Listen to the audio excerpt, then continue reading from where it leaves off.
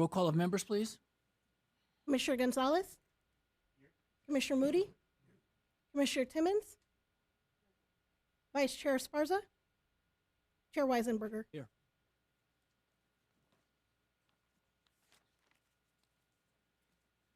We need a motion to excuse Commissioner Esparza from our meeting tonight.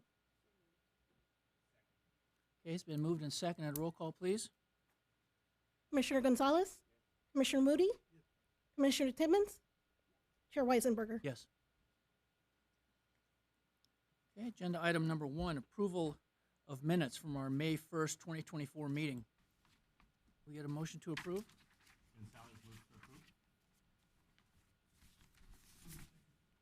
Okay, it's been moved and seconded. Roll call, please. Commissioner Gonzalez? Commissioner Moody? Commissioner Timmons? Chair Weisenberger? Yes. Okay, any public comments? We do have some speakers cards, Mr.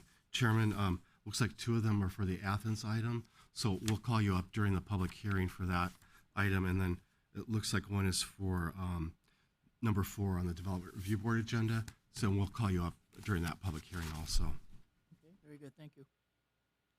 Okay, let's get to agenda item number 2. This is conditional use permit number 955.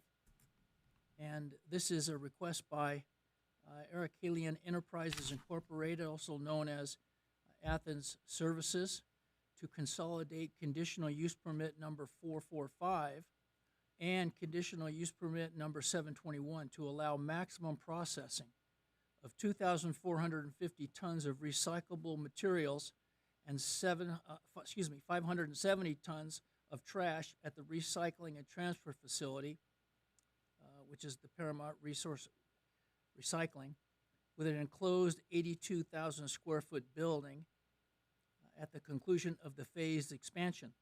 Inside the building will be commercial and self-hauling tipping areas for unloading materials, 2 separation, and 2 commodity loadouts. The project is located at 7230 Peterson Lane in the M2 heavy manufacturing zone. The environmental impact report was certified on May 12, 2015, in accordance with the California Environmental Quality Act. Okay, we have a staff report. Yes, Mr. Chairman, I'll be giving you the presentation on this. I also do have an email in opposition that we received in May prior to the June meeting that was canceled. So, okay, great. All right.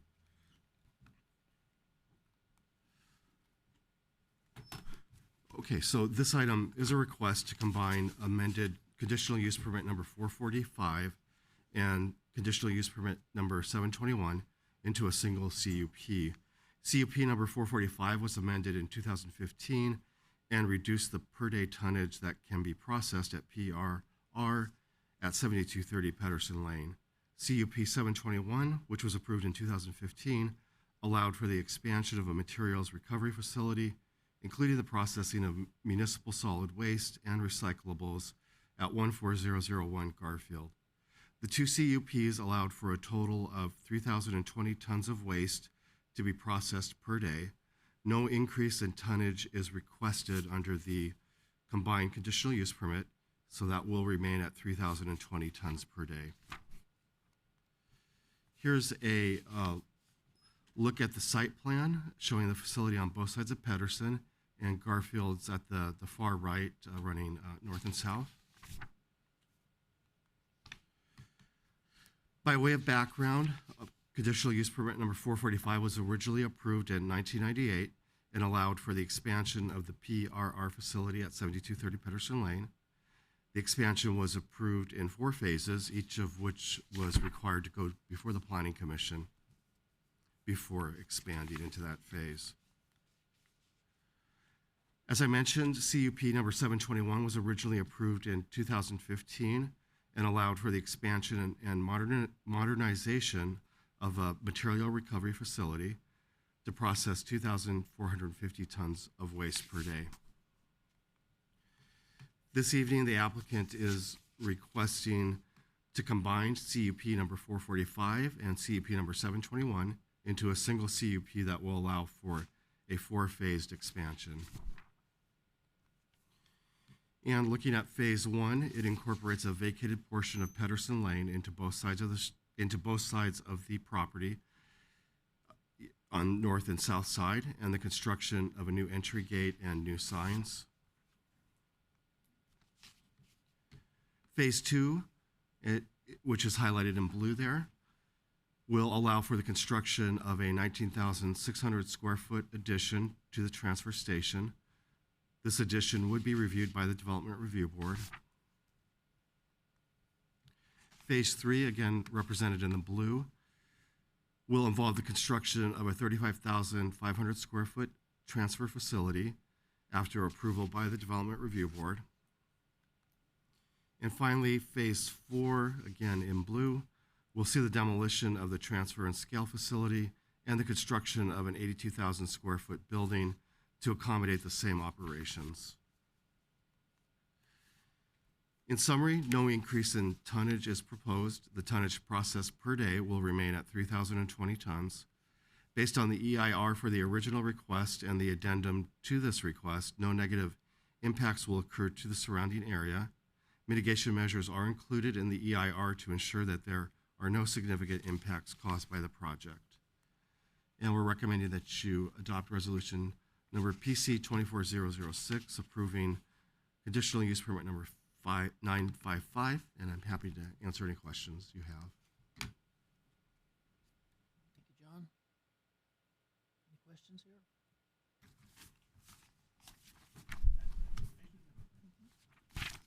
So, there's no increase in tonnage. What is the real effect post the consolidation?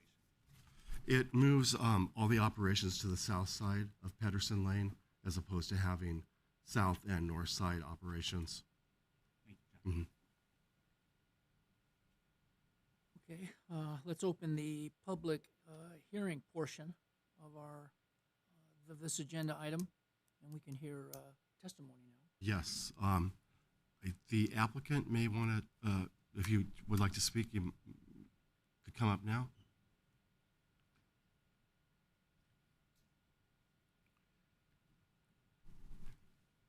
And if you could turn them, yeah, thank you. Mr. Chair and Planning Commissioners, my name is Randon Lane, serve as Vice President of Government Affairs for Athens Services, and we have worked very closely with your staff as we have gone through this process. We appreciate the work that they have done, the thoroughness, and we believe that we have come to a solid agreement on moving forward with this project. We have our entire team here this evening. If you have specific questions about the project, we are happy to address those questions, but we appreciate staff's time and the presentation they gave this evening. Thank you. And then we do have two speaker cards, I believe in opposition, and then I'll read the email into the record that we received. So I would like to formally challenge the request to issue this permit for the expansion of trash processing by Athens. The last thing this neighborhood needs is to process additional trash. If you need proof of the pollution and toxic air quality, I encourage all city council members to visit the neighborhoods around the Athens processing area and breathe in the air. Every day the air quality gets worse and no one does anything about it. South Coast Air Quality turns a blind eye, and residents submit complaints about the air quality, yet the city does nothing about it. It is shameful how the city of Paramount prioritizes money over the health and well-being of its citizens. I plan on working with other organizations to verify the air quality and prove that Athens is causing irreparable damage to the community. It is ironic that the city of Paramount preaches about maintaining the highest level of public transparency, yet they remain silent about the impact this processing plant has on the community. Again, I invite city council members to visit the neighborhoods around this area to experience what it feels like to be unable to breathe the air in your own community. And this was submitted by Melissa Montoya, and I did reach out to Ms. Montoya several times, offered to meet her in her neighborhood so that she could go over what her concerns were, but I didn't receive any response. And then we have Beatrice Obres, if you would like to come up. Beatrice? Beatriz. Oh, yes, if you'd like to come up.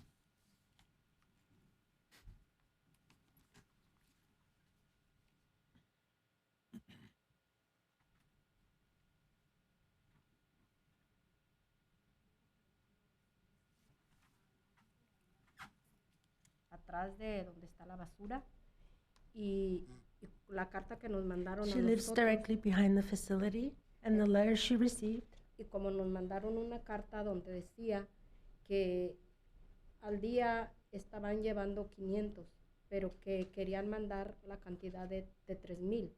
Entonces, si así ahorita que llevan 500, hay mucha mosca en tiempo, por ejemplo, ahorita en el verano. ¿Se imagina si llevan toda esa cantidad que quieren llevar? Para nosotros va a ser muy difícil porque si así no, bueno, al menos yo ahí donde vivo, no aguantamos las moscas.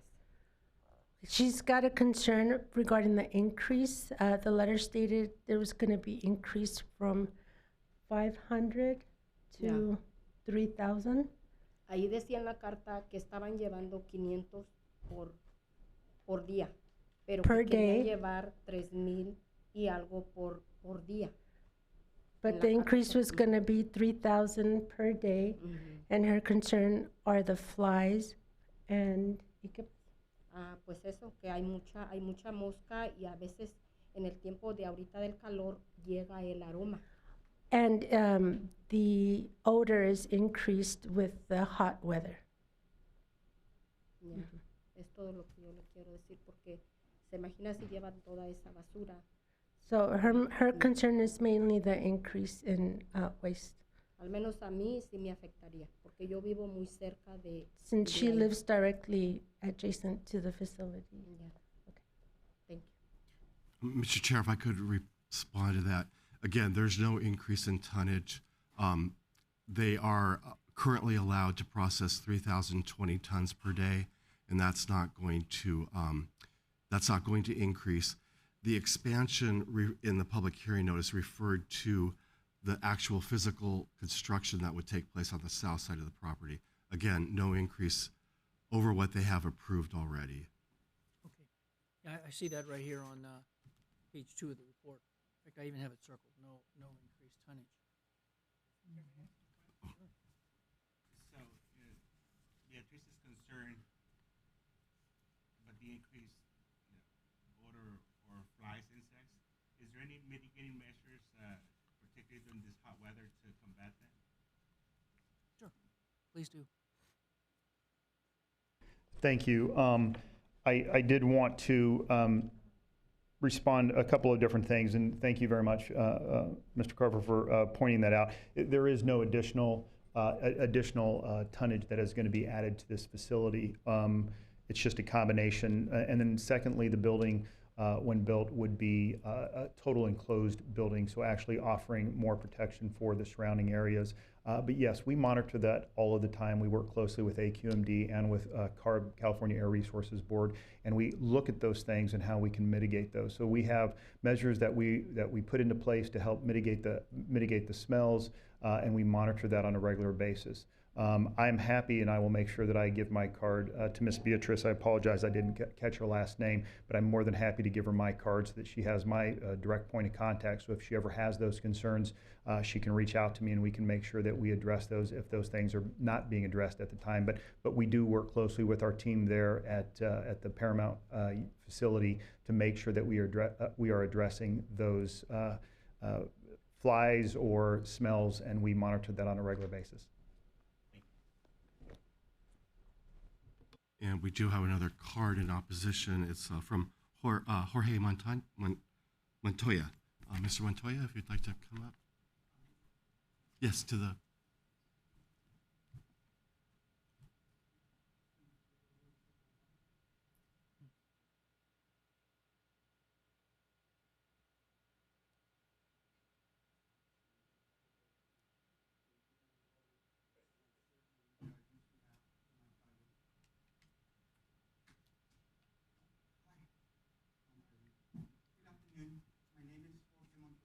Mr. Matoya, there's a little button to push right next to you. No, for the We'll- mic. we'll give you more time. Reset it. Yeah, just a little button. We want to be able to hear it. Yeah. Yeah, of course. Hi, good afternoon. Good evening, actually. It's good afternoon. My name is Jorge Montoya. I live in 13923 Garfield Avenue, Paramount, and I'm here to express my concerns about the expansion of the landfill material recovery facility. I read the mitigations measurings of the California that actually was in the agenda in the environment from California Environment Quality Act, which say it will not have impacts in the housing area near to the landfill, which is, I think, we have already have effects already in 4 ways. First one is the impact on the air quality is a bad smell. Currently, we have been actually for more than 24 years actually living in that space, own that house, and currently we have a bad smell. And actually, I just visited 40 houses recently expressing my feeling and my worries and my concerns about the increase in the amounts of productions that I didn't want to bring it in. So, and see, when we try actually to bring a little bit air inside the house and open in summer, we have that smell more in this particular time. Summer, we cannot even open our windows in basis of the bad odor and dust that is coming in. And also including also the area that you actually between the landfill and in our area of living, we have an open actually section that I don't know if it's belong from DWP or if it's from Metro or if it's actually from Southern California. But if people is invading that way to just have some fun, we actually move motorcycles and bringing up a lot of attention. Neighbors also from there that you can see in here. Definitely, I've been noticing to the city, and the citizens just jump the drawer, and they call to someone else and not getting any answer. I'm assuming that probably you can just read that a letter to those people and concerning to say, do something about those fences so that people can just be more carefully not getting in there, because the open of the Orange Street is open and the other one actually in Garfield. Also, the impact on traffic, and unfortunately, we often have entries and only one exit entry, and we have only one enter and exit in that area. And have been many trucks on that entry from Anton traffic on Garfield Avenue to dump and pick up trash. The street is being destroyed and it shake a lot, okay? A lot to the traffic. When we actually living in there, we can feel all the shaking. Through that carry garbage and supplies also that we have the warehouses for Food for Less and Ralph. So the heavy material trucks has been increasing for lately actually since those companies are here. I know and I know oppose actually in anything in advance, but it definitely if we are concerning that we are residents of Paramount, that actually should be concerning that actually to these counselors. And also the noise. You probably actually mentioned in all the agenda that I read in here, Mr. Carver, okay? And you said that you addressing me several times. I still have the only record that you left me, and including one from ADNE, okay? And I didn't record actually anybody because I have to work this, unfortunately. And lately, for the last 3 years, we've been very attacked. We a lot actually attacked and increasing in bills. And then now we have to just increase also one bill more because Aetna is trying to get all the payment for all this facility increasing from us right now. So that is unfair. Plus also the Mr. noise Chair, is problem. would you like to let him continue? His time is up. Yeah, but I was actually cut it off, so. We reset it. We reset it. Okay, thank you. Appreciate it. Okay, so, I'm not sure what you mean about bills, but we're not here to talk about bills tonight.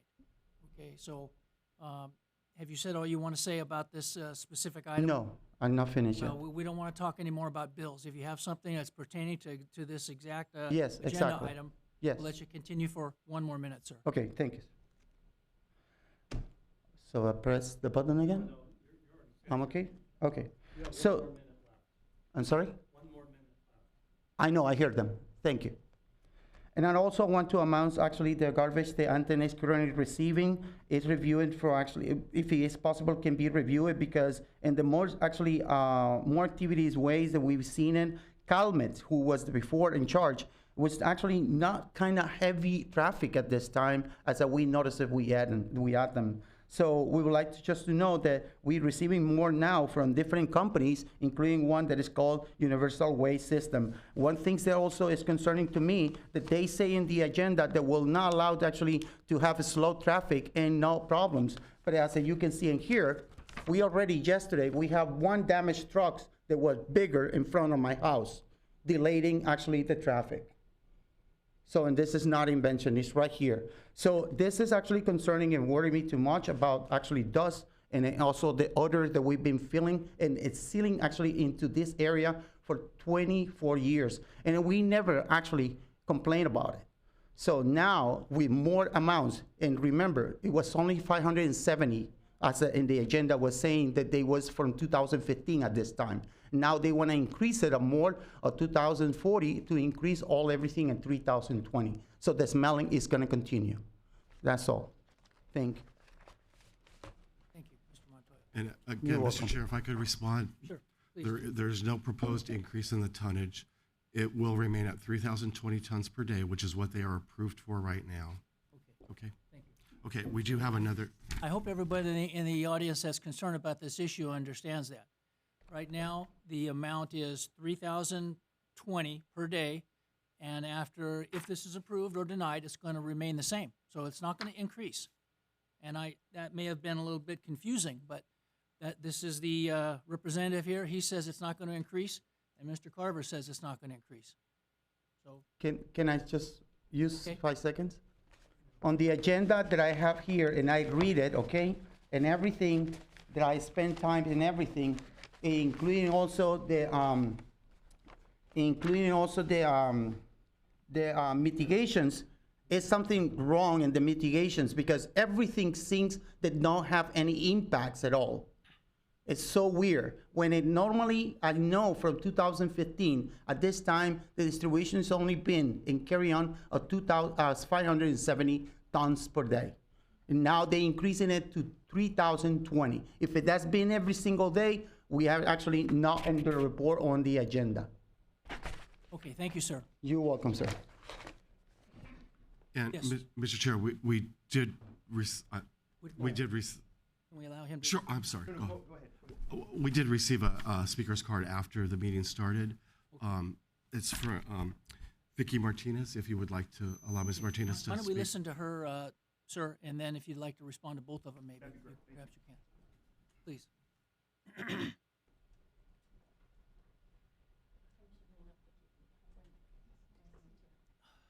Good afternoon, good evening. My name is Vicky Martinez. I'm the park manager for the California States for over 26 years. We noticed the changes in the last couple of months. It's gotten to where it used to be cleaned up, but now it's getting messy. So I'm gonna just give you a little detail of what we go through every night. First of all, we have an increase of rats and roaches in our park, and they're all aligned the side of the trash area. Well, Calmet side, or Athens, okay? Then we have smells throughout the night, oil smells, wire burning, smells of rotten smells, dead animal smell. I did a chance to speak to Mr. Lane. He said he would go ahead and try to resolve some of these issues, but I just want to make sure you have it on record that we have some concerns over at the Californian. Okay? Thank you. Okay, Mr. Lane? Thank you very much for the time. I do want to address it because it seems to be an issue that keeps coming up, as you have pointed out, Mr. Chair. Currently, we have 2 permits that allow for a total of 3,020 tons per day. So as Mr. Carver has stated, and I'll restate that number is not increasing. What we are requesting is a combination of the 2 CUPs, which will allow us to move that facility. And I think with the residents to the north, we'll be moving that away from the residents and moving it to the south side of the property. So the combination of that CUP will allow us to move it, as right now it's separated on 2 sides of Pedersen. Mr. Montoya had also said that the open area on the back, the west side of the property, which is on the same side as the parks, that property is a right-of-way through SCE, and we work closely with them. In fact, right now we're working with them to basically trim the trees. There were some concerns about the trees and the height and the overgrowth, and we're actually working on that right now. There were some concerns that Ms. Martinez had shared with me in regards to the smells and with the rats. And again, we are looking at that. We are addressing that. Again, we follow very closely with South Coast Air Quality Management District, AQMD, in meeting their requirements as far as air quality from the area. One of the other things that was brought up was people going back into that SCE area, and we'll be working with Edison to make sure that those fence areas on either side are, if there's any open areas right now, will be closed. And then the other part about Pedersen, which will provide more security, because that Pedersen will no longer be a public road. It will be a private road where we'll be installing a guard shack that will actually limit people's access into that area. And so from that part of it, the noise, again, we work very closely with AQMD, and they have very strict standards when it comes to noise and air quality. And so we follow those guidelines and meet the guidelines of both AQMD and CARB. Again, Mr. Montoya had brought up Calmet not having as much trash. We, again, are not increasing our trash load. It is the exact same amount that has been in place for years. All we're doing is asking to combine those two CUPs in order for us to allow for us to make movement on our property. The improvements that we are going to be making to the property to beautify it, if you will, to make it better. But we will monitor those things closely. Ms. Martinez has my number. I'm happy to give my card to Mr. Montoya, to Ms. Beatrice, to make sure they have a point of contact if there's any concerns whatsoever. Again, our whole team is here. If you have any further questions, we're happy to address those. Thank you very much. Just yes, sir. one question for you, sir. Just so I'm clear, because I'm pretty sure I understood it when I read this report here, you're going to move everything to one side of the street, and then you're going to enclose the whole area where the trucks are going to go in and where all the dumping is going to take place. Is that Yes, sir. The proposed building on the south side of the property in the fourth phase will be a totally enclosed building. So what you have now is you have an open building that allows for more noise, more smells, those types of things that we monitor. But the proposed building in this project is a totally enclosed building that will have the same operations, but it'll be inside. And how long do you figure these 4 phases will take? I do not have a time frame at this time. If this is approved tonight, we will go back and look at a time frame on how we can do it, what best works with the city. Again, we're going to be coming back to the city for the Development Review Board that will look at all of these phases. I don't have a time for you at this time. Okay. Thank you. Thank you. One more question, Mr. Lane. Is there an increase in the tractor trailers going in and out of it? Not to my knowledge. I don't have. I have our Executive Vice President in charge of post collections, and he will be able to answer that question. Yeah. Hi, hello, Chairman, Commissioners. Anthony Bertrand with Athens Services. Part of my responsibility is managing our post-collection operation, but also the ultimate future development of this facility itself. So to answer your question, the tractor trailers are the same amount that we have based on the volume. Part of the important mitigation measure for us, just to address some of the concerns about odor, is as soon as we have material to come into the facility, is getting the material out. So a lot of times we'll have customers come in, we'll have to load the trailers and have the trash taken to the landfill. That's a very important aspect of the facility operation. And so we make sure that we keep up with the trash so that as it comes in, it comes out. So that's important. The second part I wanted to touch on too is with respect to the operating conditions and permits that we have at the facility itself. Not only do we have the Air Quality Board, but we also have the Water Board, and we have the local enforcement agency for CalRecycle. All of them have very strict permit requirements. We have separate permits with each one of them. They all have inspections that they do on a monthly basis. Our team works with them on any issues that come up. The part of our AQMD permit is an odor mitigation plan that we're required to follow. So part of that is getting the trash in and getting it out quickly, so it doesn't create an odor issue.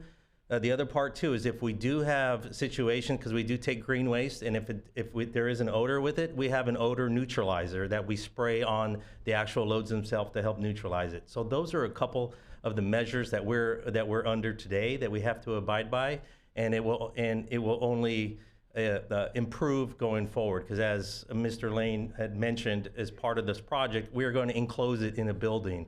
And when we enclose it in a building, it'll have what we design are quick acting roll-up doors. So as a truck comes in, it closes, they dump. When they leave, it closes again. It'll be what we call negative air pressure. So no air from outside the building will leave. It'll have a system where it sucks air into the building. So technically, that'll keep any of the odors from leaving the building themselves. And it'll have, as part of that, a full, robust, misting neutralizer system on it to help manage the odors. So I think all of those things are important factors to consider.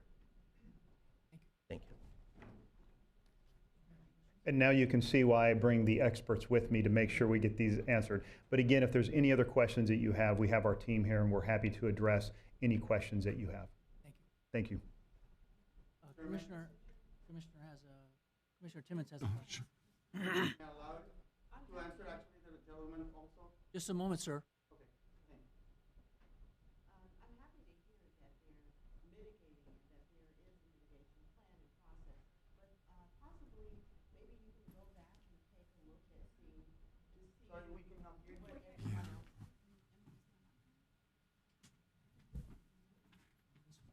Okay. Can you hear me now? Okay, thank you. I was just going to say thank you for mentioning the mitigation plan. I was going to ask about that. But possibly, because you have so many concerns, maybe you can go back and check it again, just to see if there's something extra you can do to satisfy our citizens in the community. So I'm happy that you're really wanting to change things and help. So maybe you can just take a look at it again, if you would.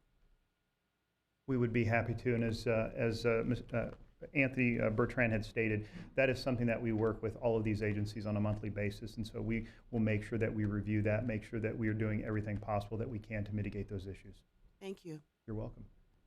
Any other questions? Questions? Okay, thank you, sir. Thank you. And we don't have any further speaker cards. Okay. In that case, we need a motion to close the public hearing portion Excuse of me, this Chair? meeting. There's a hand raised. But they don't have Okay. a Do you guys have cards? Mr. Chair, we've already had the same speaker speak over 3 minutes. It's up to you if you want to reintroduce, have that person speak additional time, but this is a public hearing and public comments go in order. So it's not supposed to be a question and answer forum. Okay. It's public comment. So it's up to you whether or not you want to continue on with that. And if someone doesn't have a speaker card, again, under the rules of decorum, speaker cards are supposed to be submitted at the time of the agenda. Technically speaking, we don't entertain speakers after if there's no speaker cards. But again, it's up to you to decide whether you want to do that. Okay, well, Mr. Montoya, you've already submitted a speaker card and you had your turn at you had your chance at the lectern here.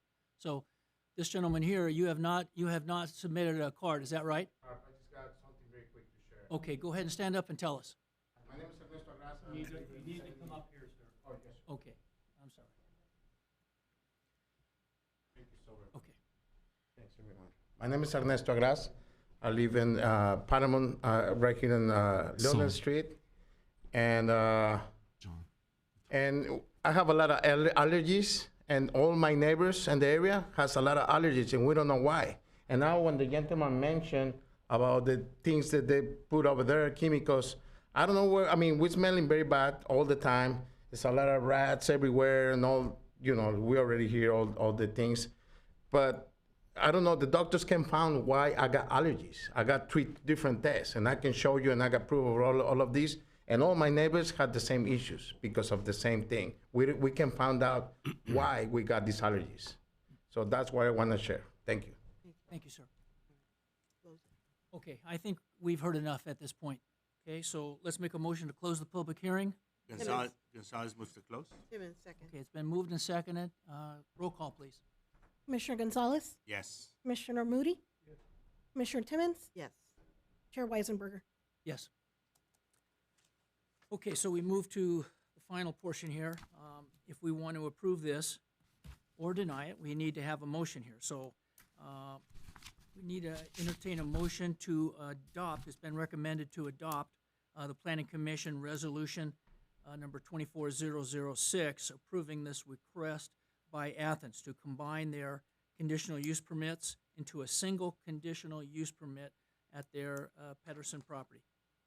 Okay, do we have a motion? Gonzalez moves to move forward. Timmons second. Okay, it's been moved and seconded. Roll call, please. Commissioner Gonzalez, Yes. Commissioner Moody, Commissioner Timmons, Yes. Chair Weisenberger. Yes.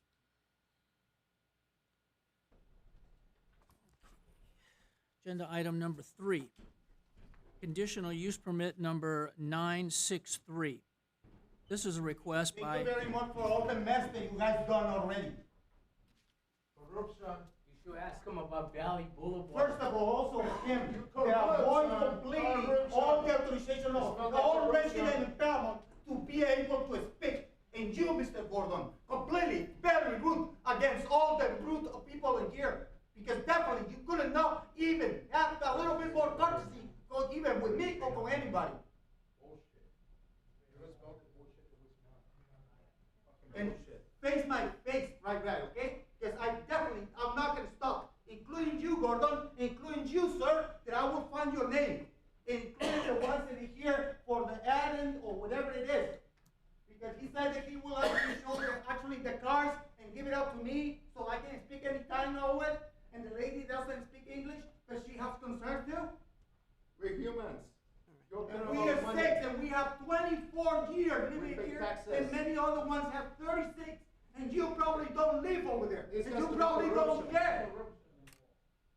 And we have concerns. We have probably all these things in here that we try just to provide. If they can be safe, and actually they're doing this in Greece. But no, it was convenient for you guys just to move it on in here. No, sir, please, let me speak because I have the right as a citizen of the United States too. And Mr. Gordon was really rude, and the other gentleman, I would like to know if his name, he actually got the guts to give me his name. But this has been really outrageous, and that's why I'm really furious, because you guys have been actually treating me all the time, and from the beginning that I came in here as a citizen. Mr. Gordon, I will never forget your name.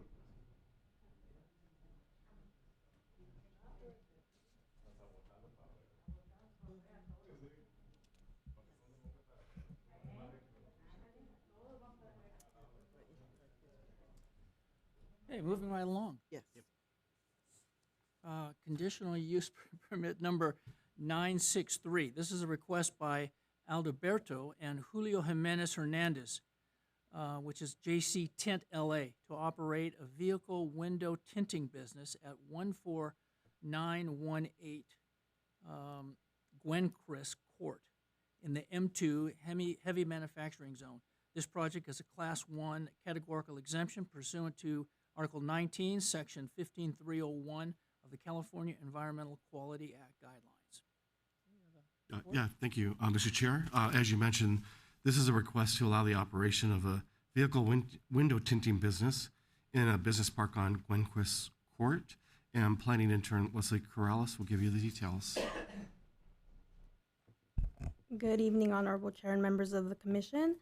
This is a request to, give me 1 second. Sol will get it up. Okay, so this is a request for conditional use permit number 963 for JC Tint LA. And this is to operate a vehicle window tinting business. And this is at the address 14918 Gwencris Court, zoned M2 for heavy manufacturing. The site size is 89,709 square feet. The shared building size is 19,408 square feet. And the suite size that the business owner will be occupying is 2,120 square feet. So this is a view of the subject site. And as we can see on the map, it is located towards our more industrial area. To orient ourselves a little more, the aerial view depicts the property and surrounding area. So the business is highlighted in yellow. The property line is highlighted in orange. And as we can see, we have Somerset to the south, and it is near the fire station. So the business hours are going to be Monday through Sunday from 9 a.m. to 6 p.m., and they will have a total of 2 employees. No outdoor work or storage will take place at the site. And the vehicles are serviced by appointment only, with approximately 5 cars being serviced each day and each taking no more than 2 hours to tint. Additionally, the only equipment needed for this service is a heat gun, window tint, and spray bottles. Here is the proposed site plan and floor plan. On the left is the site plan. As you can see, it's towards the end of Gwencris Court, surrounded by other industrially related businesses. To the right, we can see the floor plan, and it shows how the building will be set up inside as a warehouse space with a bathroom and small office area. The rear will have a 120 square foot roll-up door that allows customers to enter with their cars for the service to be provided. Here are the photos of what the building currently looks like. On the left is the front of the building and where the office is located. To the right, we have the picture depicting the area with the roll-up door. As part of this application, we will require for refurbishments such as repainting and removing any smudges on the walls and fixing up the metal gate near the roll-up door. As we can see on the picture to the left, we will be requesting the light fixture to be repaired and add any landscaping as needed. So our analysis is that JC Tint LA is an appropriate manufacturing zone. It is compatible with the businesses in the area, and it is adequate in size and location. And we recommend adopting resolution number 24018 for conditional use permit 963. And I will be more than happy to answer any questions. And if the applicant is in the building, they can also answer any of your concerns. Thank you. Okay, any questions here? Mr. Gordon, may I ask one? Is this a brand new business, or is it an existing business moving from another location? So this is a brand new business looking to get their business license. So in order to do that, they will need to get their conditional use permit. Okay, let's open the public hearing portion for this agenda item. Have we got any testimony tonight? We don't have any cards. Okay, no cards. All right, then let's have a motion, please, then to close the public hearing portion. Timmons, so moved. Gonzalez seconds. Okay, it's been moved and seconded to close. Roll call, please. Commissioner Gonzalez? Yes. Commissioner Moody? Commissioner Timmons? Yes. Chair Weisenberger? Yes. Okay, then we need a motion then to adopt Planning Commission Resolution 24018, which is a request by JC Tint LA to operate this vehicle window tinting business in Gwencris Court. Gonzalez moves to adopt. Okay, it's been moved and seconded. Roll call, please. Commissioner Gonzalez? Yes. Commissioner Moody? Commissioner Timmons? Yes. Chair Weisenberger? Yes. Okay, agenda item number 4. This is a conditional use permit number 964, a request by John Michael Designs, LLC, to operate a warehouse and distribution facility for the storage and distribution of furniture at 7752 Monroe Street in the M1 Light Manufacturing Zone. This project is a Class 1 categorical exemption pursuant to Article 19, Section 15301 of the California Environmental Quality Act guidelines. We have a staff report? Yes, thank you, Mr. Chair and Commissioners. This is a request for a conditional use permit to allow a furniture warehouse and delivery business at 7752 Monroe Street in the Light Manufacturing Zone. There's no manufacturing of furniture that is proposed, just warehouse and delivery. And Planning Intern Cameron Younger will go over the request with you. Good evening, Honorable Planning Commission. I'm here to talk about conditional use permit 964 by John Michael Designs. The request is to operate a warehouse and shipping facility for the storage and distribution of furniture. It is located at 7752 Monroe Street. It is in the M2 heavy manufacturing zone. The total lot size is 47,703 square feet. The floor area of the warehouse will be 24,000 square feet, which John Michael Designs will occupy 12,000 square feet of. Just a brief description, they were formed in 2017. They create handcrafted sofas and sectionals. As said, John Michael Designs will create their furniture in a nearby location in Linwood. In this location, absolutely no manufacturing or upholstery will take place here. they have over 50 partnerships with furniture retailers in the United States. They will have a total of 6 employees. Their hours of operation will be Monday through Friday from 4 a.m. to 2:30 p.m. And deliveries and pickups will average about up to 4 times per day with box trucks. Here's an aerial view of the subject property. To the left is the Union Pacific Railway. To the right is Vermont Avenue. They also will be sharing parking spaces with the adjacent Marucon Vinegar business as highlighted in green. Excuse me. Oops. Okay, and then as you can see right here, these are 2 photos overlooking 7750 and 7752 Monroe Street. The 7750 Monroe Street will be the property in the front, and then the 77252 Monroe Street will be pictured here. There is a condition to remove any outdoor storage, as well as some conditions to fix any loose hanging wiring. And then as you can see right here will be a site plan and a floor plan for the facility. As they will be using, as I said, 6 parking spaces located adjacent to the warehouse. Highlighted in blue to the right will serve as the office space, as well as the employee lounge for workers. In total, there are about 8 roll-up doors there. However, per the floor plan I was provided, most will not be used. There will also be 1 walk-up door adjacent to the office that will be used by staff entering and exiting the warehouse.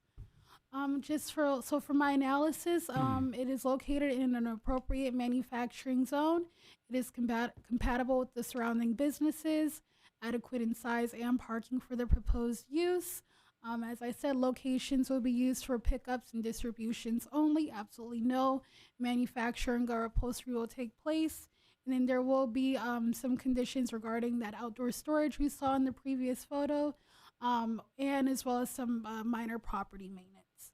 So with that said, we recommend adopting resolution number PC 24019, and I will be happy to answer any questions you may have. I have a quick question. It's a manufacturing business. Will it be open to the public as well? I do not believe so, no. The applicant is also here to answer any questions that you may have as well. Or maybe the owner can answer that question for me. Thank you. Hi. I'm Angelica Serrano, manager of John Michael Designs, basically representing the company. And for your question, no, it won't be open to the public. Thank you. May I ask another question? So, Angelica, where do you currently store this furniture? In Linwood. Is it an expansion? Yes. Thank you. Thank you.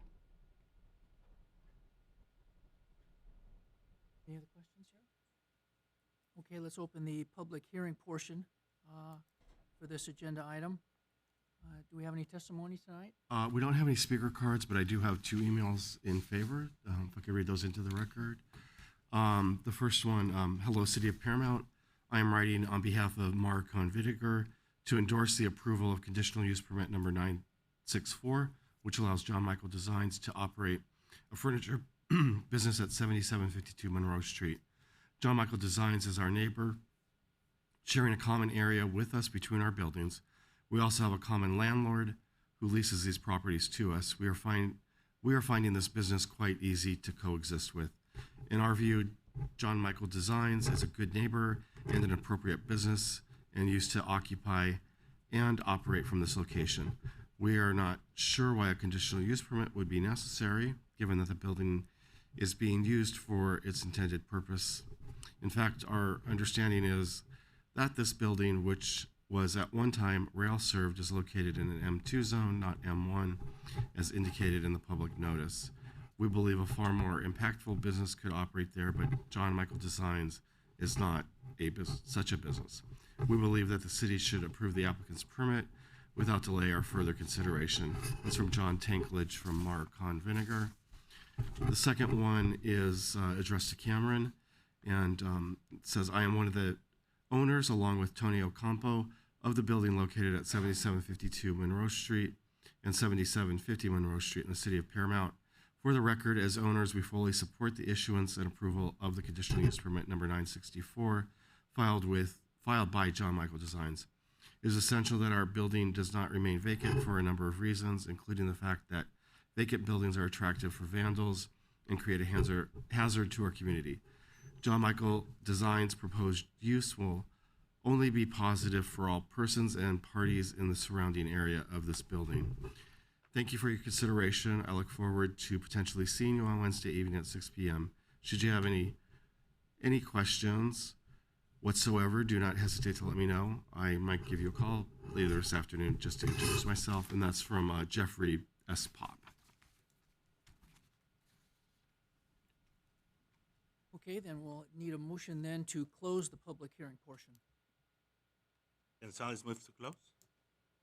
Okay, it's been moved and seconded. Roll call, please. Commissioner Gonzalez, Yes. Commissioner Moody, Commissioner Timmons, Chair Weisenberger. Yes. Okay, then we need to consider a motion to adopt Planning Commission Resolution 24019, approving this request by John Michael Designs to operate the warehouse and distribution facility. Gonzalez seconds. Okay, it's been moved and seconded. Roll call, please. Commissioner Gonzalez, Yes. Commissioner Moody, Commissioner Timmons, Yes. Chair Weisenberger. Yes. Okay. Agenda item number 5, conditional use permit number 965. Commissioner Timmons is going to be recusing herself from this item. Oh, number 6. Or it's number 6. Okay, sorry, not number 5. My mistake.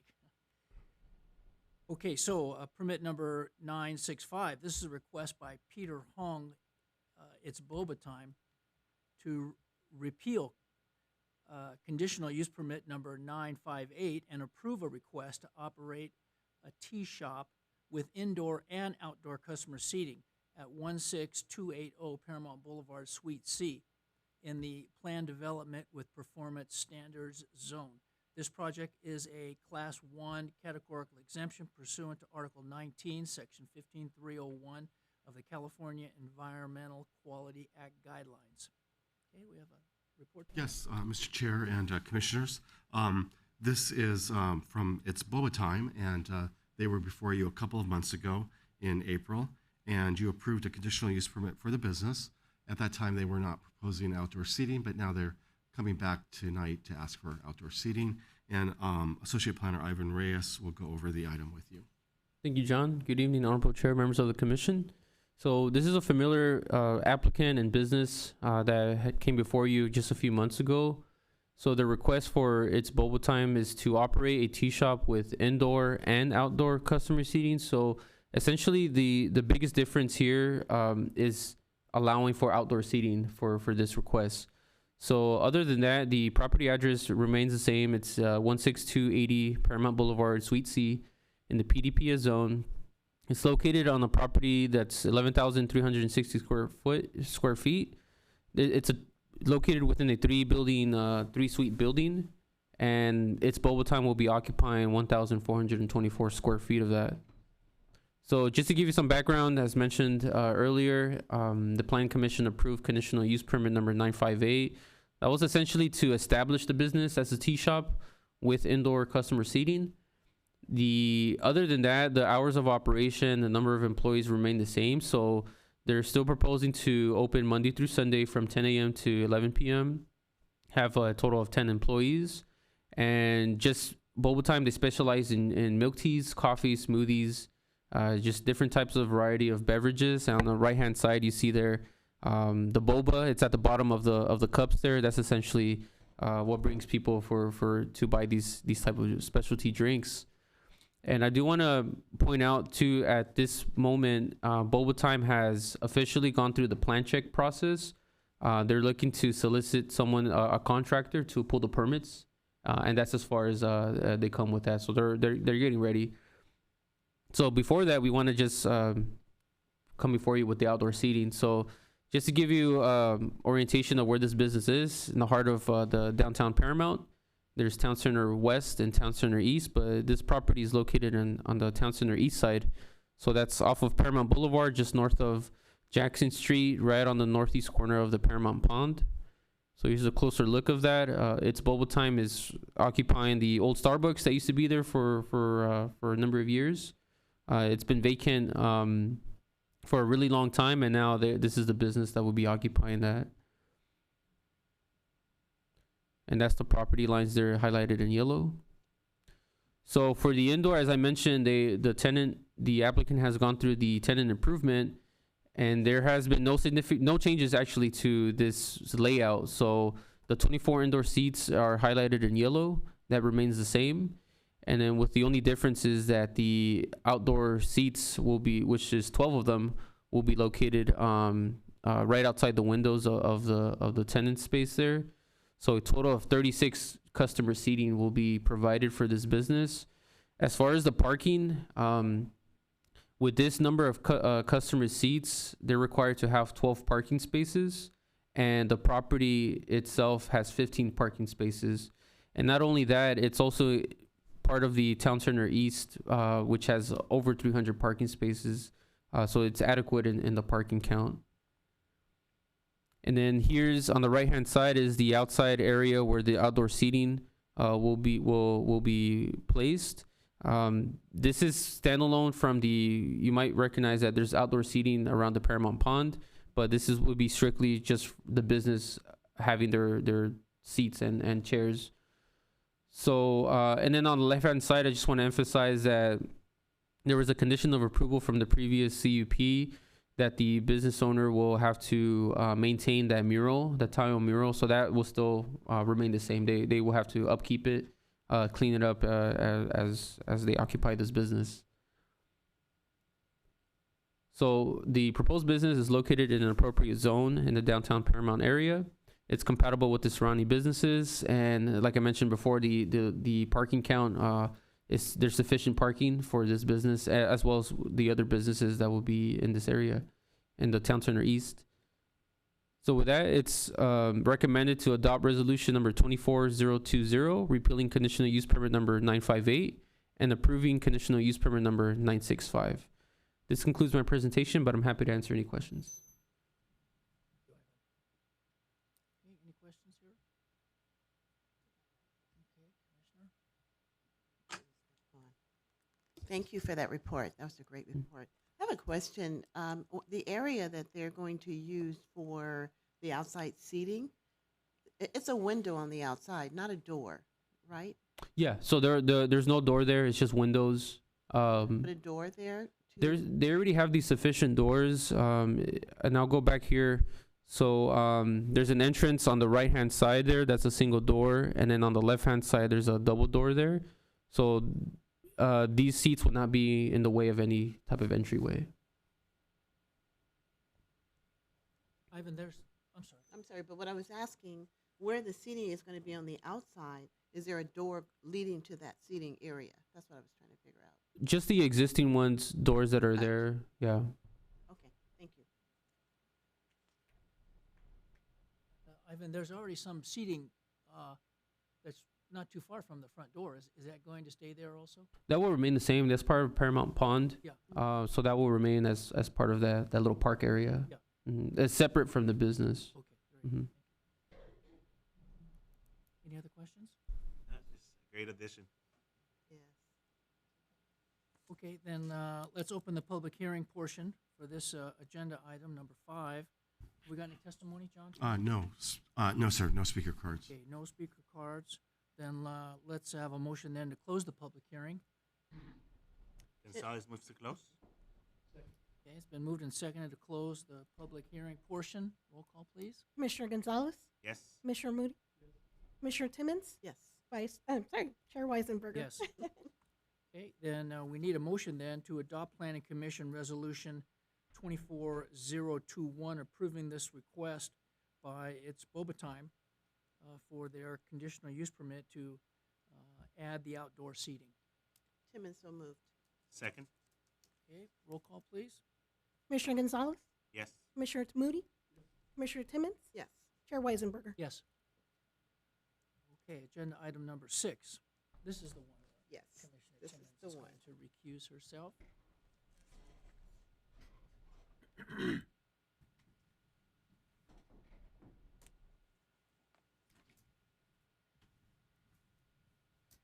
Okay, this is a request by Dr. Eugene Allen to operate, number one, an urgent care medical facility. Number two, a children's play area associated with education and/or tutoring. Number three, services and programs for persons who have one or more disabilities. And four, a youth activity program at 8225 Alondra Boulevard in the planned development with performance standard zones. Zone. This project is a Class 1 categorical exemption pursuant to Article 19, Section 15301 of the California Quality Act guidelines. Okay, do we have a staff report? Yes, Mr. Chair and Commissioners. This property has been before you, just like Boba Time was. And it's a request to permit an urgent care medical facility.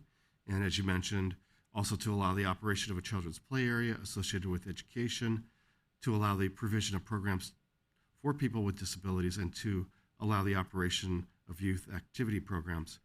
The property is located at the northwest corner of Alondra Boulevard, Virginia Street, and in May of this year, the Planning Commission recommended approval to the City Council of a zone change that would allow the uses, and that was approved by adopted by the City Council at the end of May. And Assistant Planning Director John King will provide the presentation for you. Thank you. Thank you, John. Thank you, Chair Weisenberger and Commissioners. So introducing here the next chapter, the start of the next chapter for the applicant, Dr.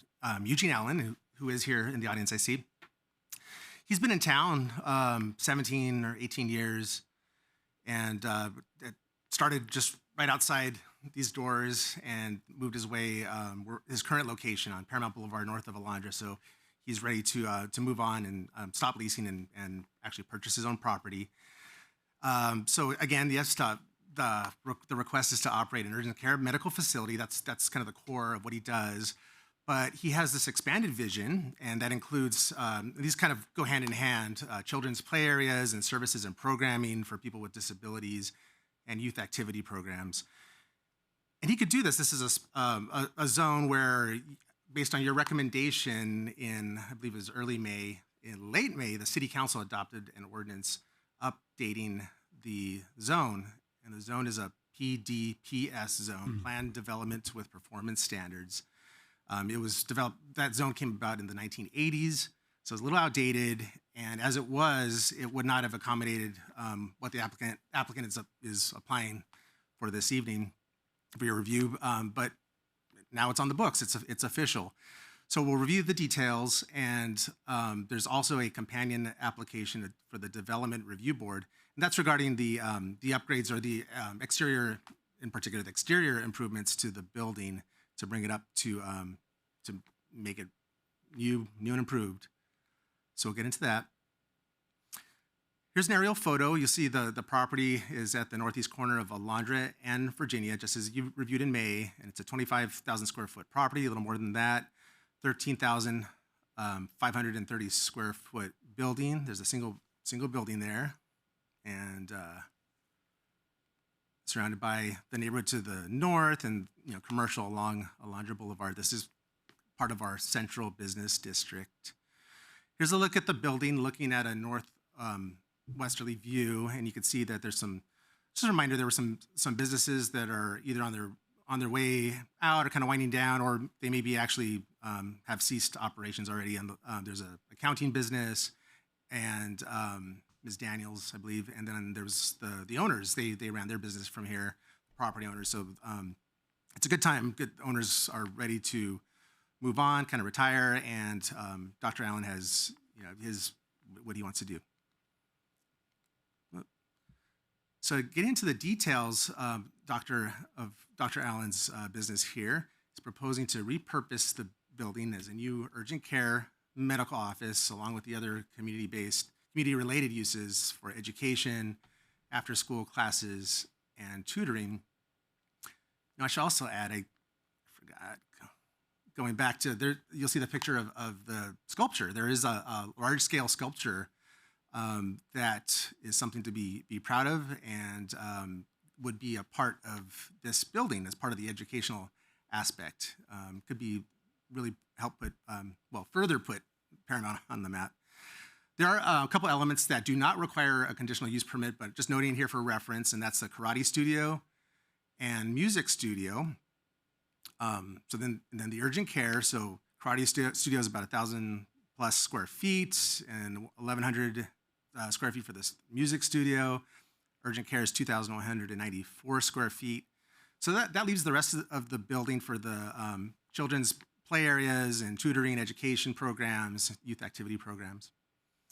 All in all, the activities and business hours are from Monday to Saturday, 8 to 8, and Sundays from 10 to 4. We don't expect much to go on Saturdays, but there would be some limited programming. 25 parking stalls would be available, and based on the uses, the applicant is required to secure an additional five parking spaces, and where the applicant is looking at is just to the south with the Emmanuel Church parking lot. And there is a condition of approval, number 37, just to kind of read it, in a form to be reviewed for consideration by the city attorney and the planning director. A long-term joint parking agreement shall be secured with a neighboring property owner within 500 feet of the subject property for the use of a minimum of 5 parking spaces. They're welcome to ask for more spaces, but the minimum would be 5. And get you into the plan. So what you're looking at is the site plan. Again, the building is on the left, it's highlighted, and corner of Alondra and Virginia. You can see the spaces marked out. So the parking lot would be redone, restriped. They're at the north. Right now, the current businesses use just a trash bin that's out there in the open. So that doesn't meet city requirements now. So they're proposing to construct a trash enclosure, it would accommodate trash, recyclables, and organic waste, meeting all our requirements. Landscaping would be refurbished throughout, meeting our drought-tolerant requirements for landscaping and irrigation for the water. You can kind of see there's some new entryways for the various uses. There'd be I call it the grand entry would be off the parking lot on the east side of the building. And I'll show you how that looks in a second. So could help me with that. There we go. And I apologize. So the nice thing of looking at this view of the floor plan is you could see the room labels as they are designed, kind of straight. But north is on the left side. So kind of imagine this, you could tilt your head. But the north is on the left side, and so on the top of what you see is actually facing Virginia, and that. What I mentioned is the nice grand entry opens up into the medical office. See, there's a waiting area, a number of rooms for the. Excuse me. This Dr. Allen, forgive me. This is actually the grand entry to the youth programming and you see Zone 1, Zone 2, Zone 3, and Zone 4. This is a tremendous vision of bringing the youth in and having them walk through these different areas to get the full meaning of the programming and to be inspired by Dr. Allen's story. So on the other side, you have the medical office, karate studio, and music studio. These are the ramps on the right side off of Alondra Boulevard. Now here you can see how the building would be upgraded. So it's rather than just the consistent low slung building, you have the nice entry, gives it it's a welcoming area, so that's where you go inside. And you can see the colors are very contemporary. It's not stucco. There's a new cladding that would be adhered to the building. Very, very nice look, very contemporary look that you see for some higher end car dealerships I've seen, over in Cerritos and whatnot. So, and there's signs. The signs are there for representation, but they would be approved separately. And you can see the railing off of for the new ramp off of Alondra Boulevard, and kind of a look at the touched up landscaping. So it's going to be nice. Well, here's how it looks now. Maybe I could do there's after, and then before. See how it's just this continuous, the straight roof line. So with the CUP, that would ensure satisfactory parking, minimizing the impacts to the residential neighborhood. The applicant intends to be a good neighbor and has kind of proven that with his track record as a member of the community with his current location. And again, there's the development review application, which I think I've covered all the elements of that development review with those renderings. So we're recommending that you read by title only, waive further reading, and adopt the resolution approving this conditional use permit subject to the typical conditions of approval. And I'm happy to answer any questions. Any questions here? Okay, let's open the public hearing portion. John, have we got any testimony? No speaker cards. No speaker cards, no testimony. Then we need a motion to close the public hearing. Gonzalez moves to close.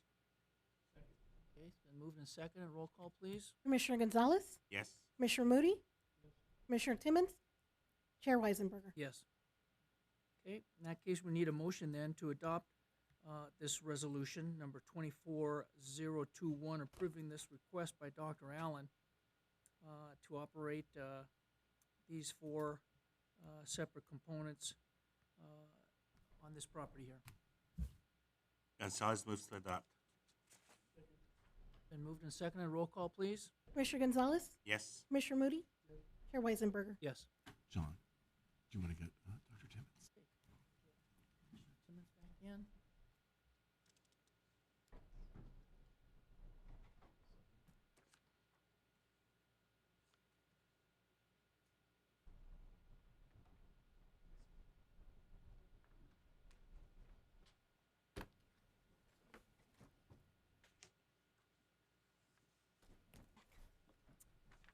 All right, agenda item number 7 under reports. This is resolution number PC 24017. Resolution finding that the disposition of the property at 16305 Hunsaker Avenue is in conformity with the adopted Paramount General Plan. This activity is exempt from the provisions of the California Environmental Quality Act per section 15016 of the general rule that CEQA only applies to projects which have potential for causing a significant effect on the environment. So this is a resolution. We don't have a report on this. Yes, we do have a report. We do have a Yes. report, As you stated, this is a request to approve a resolution finding that the disposition of city-owned property at 16305 Hunsaker Avenue is in conformity with the city's general plan. And Sol Bejarano is going to give you the report. I should point out, I don't know if you're aware, Johnny Wrightware, our building and safety manager, had got a new job, left about a week and a half ago. He's in Europa Valley now, and Sol has been appointed the interim building and safety manager while we go through a recruitment for permanent. So go ahead, Sol. Thank you, John. Good evening, Chair Weisenberger and members of the commission. The item before you tonight will bring us one step closer to building 2 new affordable single-family homes. A little bit of background here. The city acquired the property utilizing low to moderate income funds a few years ago. And last October, the Planning Commission approved zone change number 246, which changed the zoning from an R2 to a planned development with performance standards, single family, which the council then subsequently approved in November of last year with ordinance number 1176. When the property was acquired, it was occupied by tenants. They have since been relocated, and the structures on site, as you can see in the picture referenced above, were seriously dilapidated, so therefore we have demolished them. The picture below shows how the property is now as is, vacant. The property is 7,840 square feet. It is now, as I mentioned, a PDPS zone, and City Council has adopted a resolution number 24 015, approving the development and disposition agreement with Habitat for Humanity, pending, of course, the conformity with the general plan, which is the item being heard tonight. A Phase 1 environmental site assessment has been completed and has been cleared of any evidence of any RECs, CRECs, or HRECs, and this item is exempt from the provisions of CEQA as a Class 32 categorical exemption. And with that, it is recommended that the Planning Commission adopt a resolution number PC 24017, finding that the disposition of property at 16305 Hunsaker Avenue is in conformity with the adopted Paramount General Plan. Now, I'll be happy to answer any questions you may have. Questions here? Okay, then we need a motion then to read by title only and adopt this resolution number 24017. Gonzalez moves to adopt. Okay, it's been moved and seconded. Roll call, please. Commissioner Gonzalez, Yes. Commissioner Moody, Commissioner Timmons, Chair Weisenberger. Yes. Okay, item number 8, oral report, Clearwater specific plan. Yes, I'm going to turn it over to John King, and he's going to do an introduction of our consultant. Yes, just a quick introduction to the project. So this is the Clearwater specific plan. And as you know, the Clearwater, we currently have a specific plan area, the Clearwater East specific plan that's at the center of the city. It's really a focal point and could be the site for change in the upcoming years or decades. But as you know, it's really important to plan for the future. So the city council hired or approved a contract with a firm called MIG. And this evening we have Jose Rodriguez, he's a senior project manager from MIG, to give us an update on the plan. And this is we're still at the stage where the city hasn't selected a definite plan. This is what it's going to be, but Jose is going to be good to give us an overview. I just want to give just a little brief background before you start. Sorry, Jose. In this area, which is on between Rosecrans in the north, Somerset on the south, Paramount Boulevard on the east, and the Union Pacific Railway on the west, it's already right now, it's 22 homes per acre are allowed anywhere in this area for any property owner who wants to do that. We don't know if that's been on the books for about 5 years or so. No property owner has come forward with such a request, but that is on the books, so keep that in mind. So what this part of this plan is to narrow that in, so we don't necessarily want housing throughout that area. We might want to shrink it down a little bit, but the state does want us to specifically increase that number, that we have to, because the city council agreed and adopted the housing element, raising that number to 30 housing units per acre. So we have to at least go to 30 housing units per acre. And now Jose will go over some opportunities to maybe go a little bit higher. You'll remember last year with your recommendation, the city council adopted the North Paramount Gateway specific plan just up the street on Paramount Boulevard, which currently allows for 50 units per acre in some areas. And just a reminder, these plans are just to be on the books for years and years, decades. As with that, we do not have any serious applications for that area, even though it's on the books. So just remember, change is very slow, and but it's important to have a plan in place. So with that, I'll turn it over to Jose. You have one of these already? I do. Okay. Thanks, John. Good evening, Chair Weisenberger and members of the Planning Commission. As John said, my name is Jose Rodriguez, and I am a senior project manager with MIG. And as soon as this gets going, I'll provide a presentation on the Clearwater specific plan.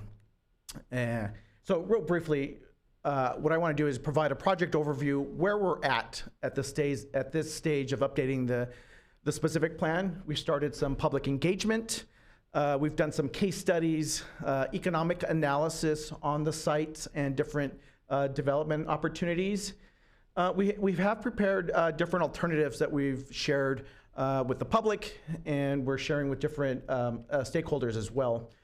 We do have some recommended redevelopment options to look at, but again, nothing set in stone. And one of the key feedback that we like to hear back from the Planning Commission is comments on different development types for that particular site.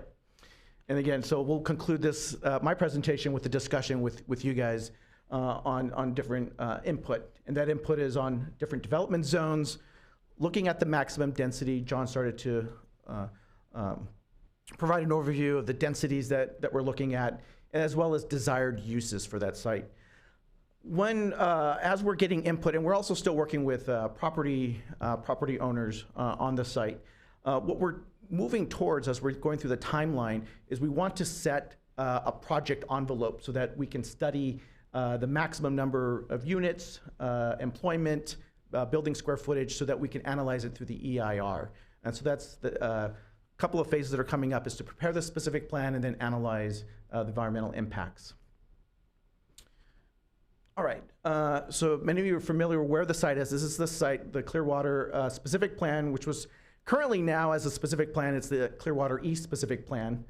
And the goal for the specific plan is to look at the redevelopment of that site. And the site that includes currently the Paramount swap meet, and then there's other uses on the site as well. As you can see on the slide, there's also the timeline on where we're at. As I mentioned, we've done public engagement, we've prepared some scenarios for that particular site. We're still, again, looking to kind of not finalize, but prepare some drafts of particular development types. We have not started preparing the plan yet, but once we started to narrow down on the development types, we'll start preparing the specific plan itself and then move through the CEQA phase. As John alluded earlier, the site with the city, there was a maximum density of 22 dwelling units per acre. It was something that was looked at citywide, as well as within the specific plan. Through the housing element and state law, that number was no longer viable. It's inconsistent with affordable housing requirements for state law. So through the housing element, that has been looked at as no longer viable in Paramount and no longer feasible. We also identify this particular site in that same housing element as a RHNA site. So where the state was looking to accommodate additional housing in Paramount. We looked at the North Paramount Gateway specific plan, as John mentioned, and this particular site. And there's a few other sites, but this is the site that had the majority of the units in the Regional Housing Needs Assessment. All right, for a specific plan, the benefits specific plan, there's a handful of things that are listed here. I won't read it in verbatim, but one is clarity for development, for developers, for the applicant, for the different property owners. What's planned? What's the vision for the site? What are in terms of the guidelines for development and maximum development types? Bringing community involvement, having these types of meetings with the Planning Commission, City Council, going out to the public and gain feedback. Coordinated development, we want to make sure that the plan takes into account existing development or plans or projects that are ongoing as well. And one of those is, we know that there's a planned light rail station in the future. We don't know exactly when, but they know Metro is moving forward with a planned station there. And so that there's some coordinated development there as well. But most importantly, flexibility for architects, the applicant, developers, have that little bit of flexibility so when the market changes, allows different approaches to address development on that site. Specific plan has to include land uses, development standards, a plan for infrastructure, making sure infrastructure, public facilities are identified for the site, phasing, and then how the development is implemented. Now, as I mentioned, there is a plan, proposed future light rail station to the north of the site. One of the visions for that site is to look at transit-oriented development, which is within walking distance to the transit station. These are just examples of different types of transit-oriented development along Metro light rail lines. We have some examples in Pasadena, Culver City, the townhouse development in South Pasadena. Again, this is not necessarily what we're envisioning, but complement similar types of development because of the light rail station. Regarding engagement, we've done some engagement for the specific plan. Let's get the word out. We've done a pop-up at Friday Night Paramount. We've had stakeholder interviews. We met with various property owners, and we're still meeting with property owners. We had a February public meeting at the Clearwater building, just right in the same block. And then we've had alternative sessions, and then we did have another pop-up session at another event in Paramount, again, to get some public input on for the specific plan. We were looking to get input on an overall vision, the types of land uses that are desired, and look at some of the maximum development opportunities on the site. So key things we heard from at least the initial community engagement, more housing, particularly more affordable housing. And I also will top that with what was heard through the housing element. MIG also prepared the housing element for Paramount. And as I mentioned, sites for housing was identified on the particular site. But even from the community itself, through the housing element, we did hear that there is definitely a need or a desire for more housing and affordable housing. And we heard a lot of more anecdotal information from residents about not being able to afford housing in Paramount. Well, another thing we also heard from the community is still wanting to keep the swap meet site, not seeing it go away entirely, but not still kind of staying in its current format.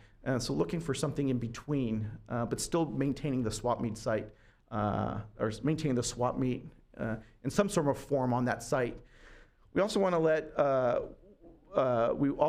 the Planning Commission know that when we do adopt a specific plan, the swap meet site will still be a allowed conforming use. The applicant will not need to make any changes. It'll still be an allowed operating use. The specific plan will still allow the swap meet site to continue. Other comments from the public was more variety of entertainment, restaurants, outdoor seating, just public gathering spaces, and then also improving walkability around the site. We have the Paramount Park across the street, a high school nearby, different types of institutional uses that are nearby. So creating a more walkable environment, particularly when a station comes down the road in the site to the north, as well as a multimodal bicycle or trail path adjacent to the light rail line. How do we create more walkability within that environment?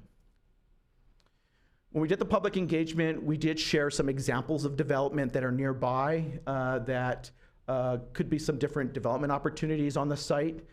We had residents vote. One of the ones that the community really liked was the example at Long Beach Exchange. That is about 7 miles from here, about a 20-minute drive by vehicle, and it's right adjacent to the Long Beach Airport. That particular development does include a little bit of big box and a grocery store, but it has a community gathering space. It has a food hall. It has a lot of health and fitness businesses, as well as restaurants, and kind of a slight kind of Main Street atmosphere there, but a really great outdoor gathering space that's really popular on the weekend. So if anyone likes to take a look at that, it's a short distance away. When we talked about the swap meet site and the drive-in itself, there is, again, agreement kind of in the middle, not wanting to see the entire swap meet site go away and not wanting to see it stay in its current, but still allowing the swap meet site. And looks like we're missing some text, but the 10 would be development of the swap meet site would go away entirely, and the swap meet site would stay in its existing format. You can see most of the community engagement responses were in the middle. Still like to see the swap meet site, but development around it or change in its format. We did share with the community different development options and how those would fit on the site itself. We had 4 existing development types that have a little bit higher density with mixed use, some housing. Some of it's both pedestrian oriented, and some of it Alhambra Place, for example, has a little bit of the vehicle orientation.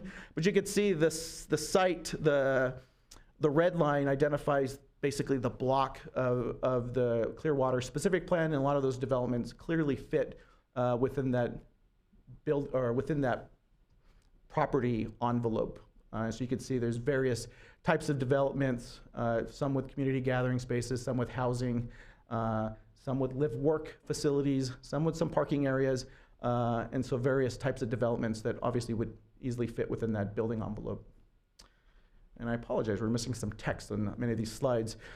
This one here is on the feasibility of some of the scenarios or development types that we looked at. This one's supposed to say economic feasibility. We have an economist on our team that's looking at what type of development opportunities are feasible on the site. Here's a range of residential development types with some mixed-use opportunities in there as well. On the very left-hand side is kind of the lower density, what's typically known as townhouse development. 3-story building, garage on the bottom floor, 2 stories of residential living. According to the economist, that's very feasible. Oh, we're missing the text on it too. The green is meant that that development is feasible and also profitable. And that ranges under 40 dwelling units per acre. Typically, townhouses range between 15 to 25 dwelling units per acre. The other typology that's in there between 40 and 50 dwelling units per acre, that one is not as feasible. It is a mixed-use typology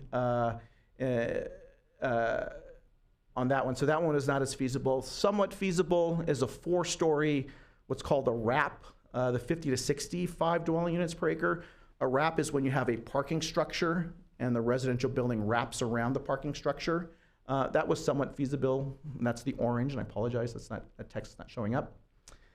And then on the last one, the higher density, 4 to 6 story wraps, again, when you wrap the apartments or condominiums around a parking structure or on top of a podium, and the podium could be a 1 or 2 story parking structure. You can put the apartments or condominiums on the upper floors. That is also feasible based on market conditions. The economist took a look at property values, building costs, and so forth, and run kind of a high-level pro forma analysis and identify different types that are feasible and not feasible. We started to prepare some preliminary conceptual plans and development zones for the site. And again, these were still preliminary, nothing set in stone. We have option 1, 2, and 3. And at the bottom, you can see there's a different number of units. Each of them would yield number of jobs, different open space types in terms of acreage. And we looked at different sites and different zones and different sizes and different and placements within those. I'm going to go with the red area first. That is the town center, the town mixed use, and has the higher density. We looked at that primarily more in the northern site because that's closer to where the proposed rail station would go and has the higher densities that would be allowed. In the middle is your kind of town residential, and those would be primarily more of the townhomes or smaller apartment building types, maybe 2 to 3 story apartment buildings, 2 to 3 story townhomes, but still interspersed with some open space in there. The blue area is what we're calling kind of an office industrial flex, allows the flexibility of different offices, light industrial, light manufacturing uses within that zone. You can see those sizes vary in different sizes and acreages. The green is kind of an existing institutional uses that are there now. There's the adult school, the church, and we would still allow some residential uses in that zone, but very low density residential. State law does now allow churches and other public facilities housing within their properties. And so that this specific plan would accommodate that particular state law.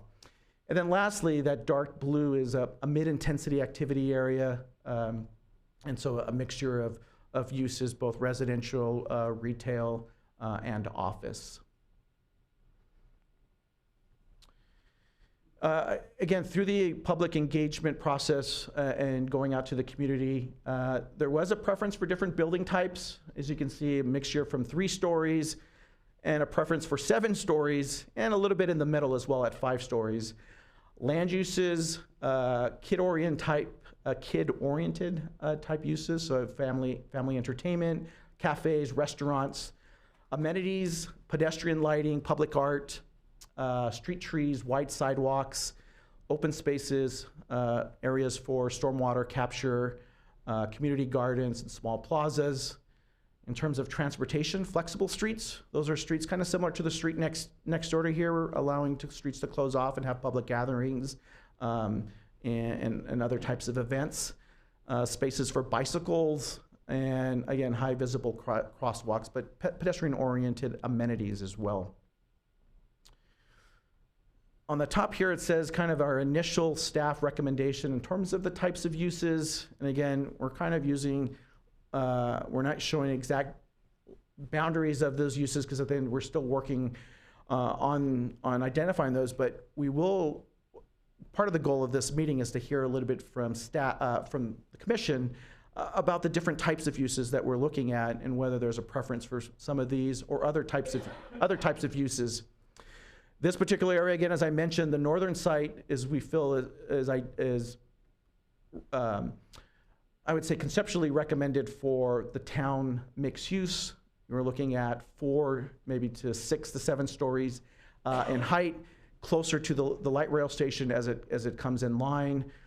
Still looking at ground floor retail, various restaurants, public squares, open spaces, and then structured parking in parking structures that are getting hidden, meaning that they're wrapped around with either residential or commercial on the down floor, but there'll still be parking structures in that particular area.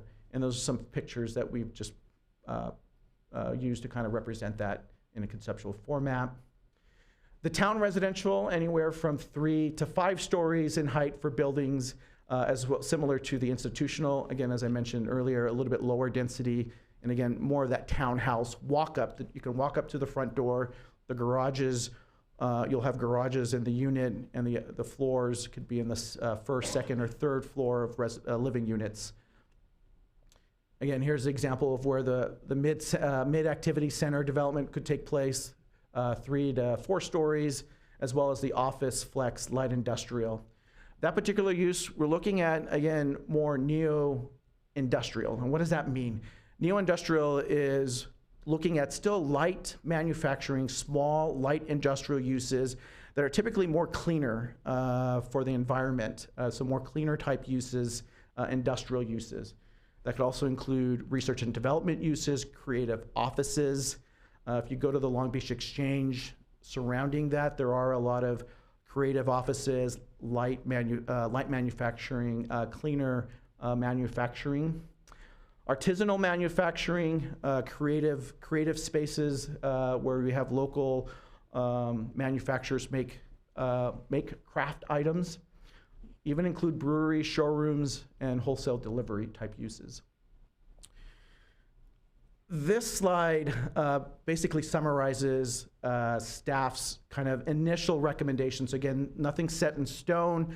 We want to, again, as I mentioned, we're still working with property owners. We also want to hear planning commission comments, and we're still working to get additional comments from the city council as well, so that we could start to refine and start to identify that building envelope of uses that we can start analyzing through the EIR, at least what the maximum number of units, what the maximum heights, and what the maximum number of employment that we're looking at for the particular site. So you can see the different types of densities from 30 to 45 on the lower range, going up to 60 to 80 in the northern range, closer to the station. You can see the different types of uses. In general, what we're looking at, even though we have some higher density, recommending higher density, in general, the average for the entire site we're looking at is anywhere between 40 and 50 dwelling units per acre if we were to take the average. We are recommending some higher densities, at least in some portions of the site.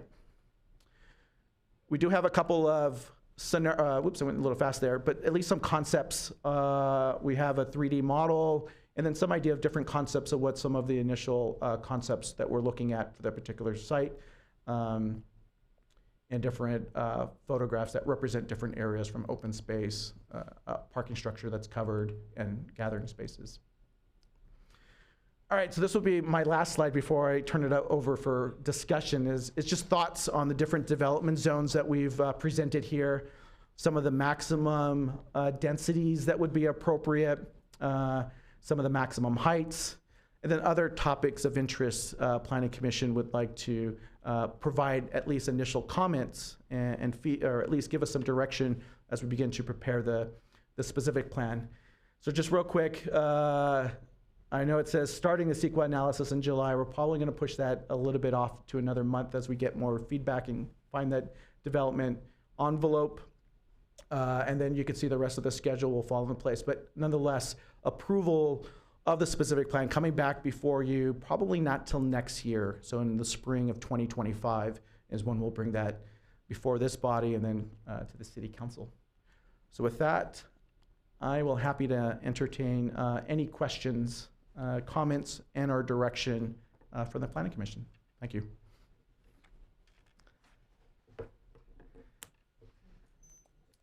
Thank you. Oh, go ahead. Thank you.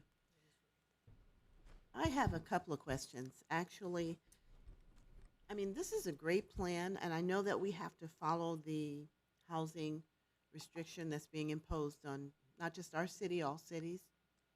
30 units per acre is what we're talking about. Is that right?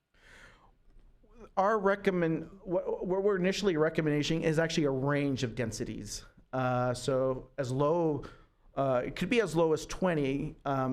For the affordable housing component, we have to have at least a minimum of 30 dwelling units per acre to allow for certain, because we did identify this as a low income site for affordable housing, potentially some affordable housing if that happens to come through. But we're looking at a range between 30 and up to 60 and maybe 80 dwelling units per acre. So with that, in your survey, are you surveying the use of public schools as well as, I know you talked about parking underneath. We already have a parking problem, so hopefully that's what the consideration would be. But I'm also concerned about the number of families that we would have and the school capacity as well in the area. I didn't hear anyone talk about building another school or, how that's going to impact our school system. Yeah, let me answer that question directly. Once we identify the number of units envelope, we'll be able to project population as well as potential number of school students that will be generated from the site. The environmental impact report will have a public facilities section that our staff will call all the schools, identify existing capacity, existing enrollment, and see where that additional capacity is at, and see where, if those numbers can, if there's needed to build additional facilities for school to meet the need of this development. So all that will be analyzed in the environmental impact report. I do know that school enrollment is dropping statewide and through different school districts. I don't know specifically for Paramount, but the EIR team our CEQA team, Environmental Impact Report team, will definitely be calling all the schools to understand that capacity and make mitigation measures to address it if there are impacts related to the construction of additional school facilities. Because we're not talking about a senior citizen complex, so it's got to be more kids and families with more individuals. So. And to respond to that, also we're also looking at the higher density, and I get the townhomes will probably be more for all the housing is going to be family oriented. However, there could be different development types that come in if the developer comes in with maybe a senior component or with a live work component or a small unit component, maybe or a large development for more larger families. We'll look at usually what the EIR does is look at that maximum of number of students that could potentially be generated, and that'll be analyzed. So there's no set on whether it's just going to be affordable, whether it's just going to be senior or studios or whatnot. Hasn't been set yet.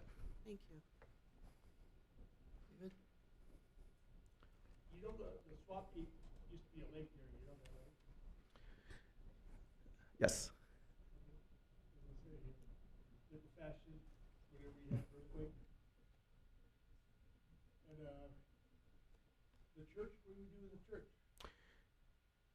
The church, we've, on some of those slides I showed, those existing uses, we've kind of grayed them out, show that those will continue to stay.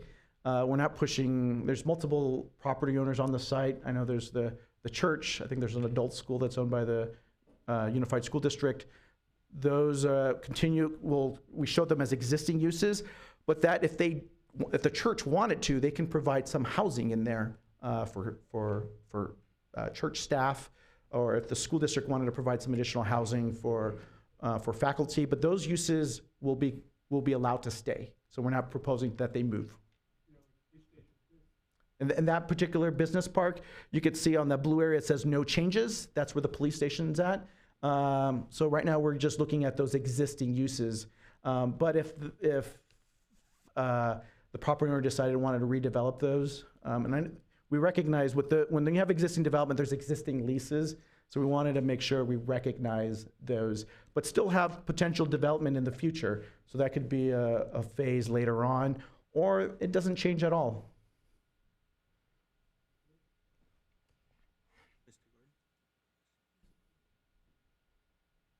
Do you have any idea how the landowners are leaning?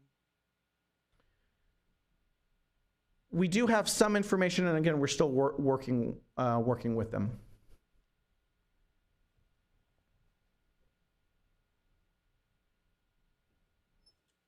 I have just kind of a general question. I don't know a lot about these developments and so on, but you mentioned about the school. We were talking about schools, and with this type of thing, do we come in and say, okay, we're going to build this number of houses, and the schools have to adapt? Either take these kids or build more schools? Or do you ever look at something and say, you know what, the existing schools, we've got enough schools, we don't want to build any more schools, and so therefore we can't have that many houses that can accommodate kids? Which, I mean, does it go back and forth, or? This site's particular, we call these sites infill sites. So we have existing schools. You know, when we do these types of projects, sometimes they're doing it in these large vacant lands out in the Inland Empire. That's where we really look at the impacts to schools, because there you need to provide new schools. What our EIR team will do in this situation is contact Paramount School District on each of the different grade levels, because there will be, once we identify the number of the proposed population or the draft numbers, they will create what's called a student generation number. So we'll count how many potential number of students for elementary, middle school, and high school.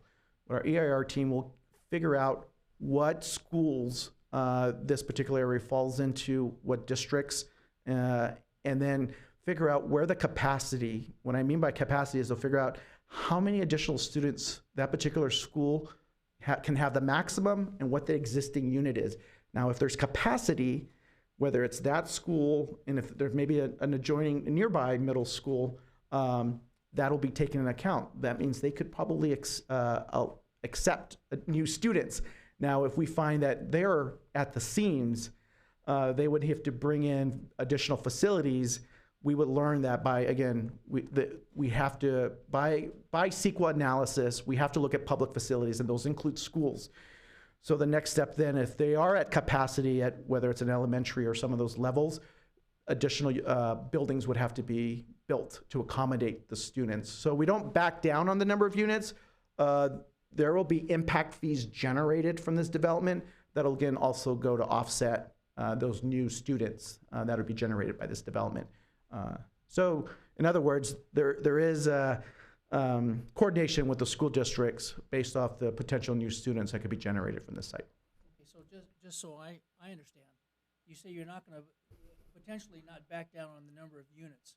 So that means if we need more schools, now we got a possible eminent domain situation where you say, we need another school here, and you people here, you got to move because we're going to put a school here. Is that a possibility? It really depends on what capacity is available at the school districts. Now, the school districts could have available, maybe it's an additional small number of students where you can easily be taken by a bungalow that can be rented or provided on site. If it's where you have to generate a new school, that would be a challenge because Paramount is primarily built out. And where would you find opportunity to build a new school? I don't know. I don't think the number of units that we're looking at is going to generate enough students to build or need for a new school. But the EIR will analyze that. In the event that it does, we'll have to look at what are the different opportunities, but working with the school district, where can they find that capacity to add the number of additional students? I don't think eminent domain is a possibility here, just because this is not a huge, for Paramount, this is a large development. But in terms of yielding new schools, you have to have a lot of units to require the building of a new school. Now, if this was like 150 acres of raw land, then yes, you would have to have some sort of in lieu fees or dedication of part of school spaces to accommodate all the new students. But I don't think that would be the case here. But our EIR team will confirm that for sure. Just off the top of your head, I'm looking at the middle picture here, and it says a possible in the black of 2,013 units, let's just say. From your experience, if this is a family-oriented type development, how many do you think of those 2,013 units would have children involved? Well, we'll have to, there's a couple of factors. One is there's what's called a single-family student generation rate. So it depends on how many single-family. I don't think we're proposing any single-family. And the single-family generation rate is typically a little bit higher. Most of the development housing type that we're looking at is multifamily, which typically has, and we're not saying this is generation rates developed by the city. These are generation rates that are developed by Paramount School District. So they'll be looking at a multifamily student generation rate. Fortunately, I don't have those numbers on the top of me, but you're not going to have 2,000. If you're going to have 2,000 units, I apologize. I don't have. That's something we can get back to you on a multifamily student generation rate. Then we can get you a more accurate number of how many potential students that could generate. So, yeah. Mr. Chair, just to elaborate on this, and I've had a lot of experience with this very issue with schools, especially down in Orange County areas. But and the gentleman's right.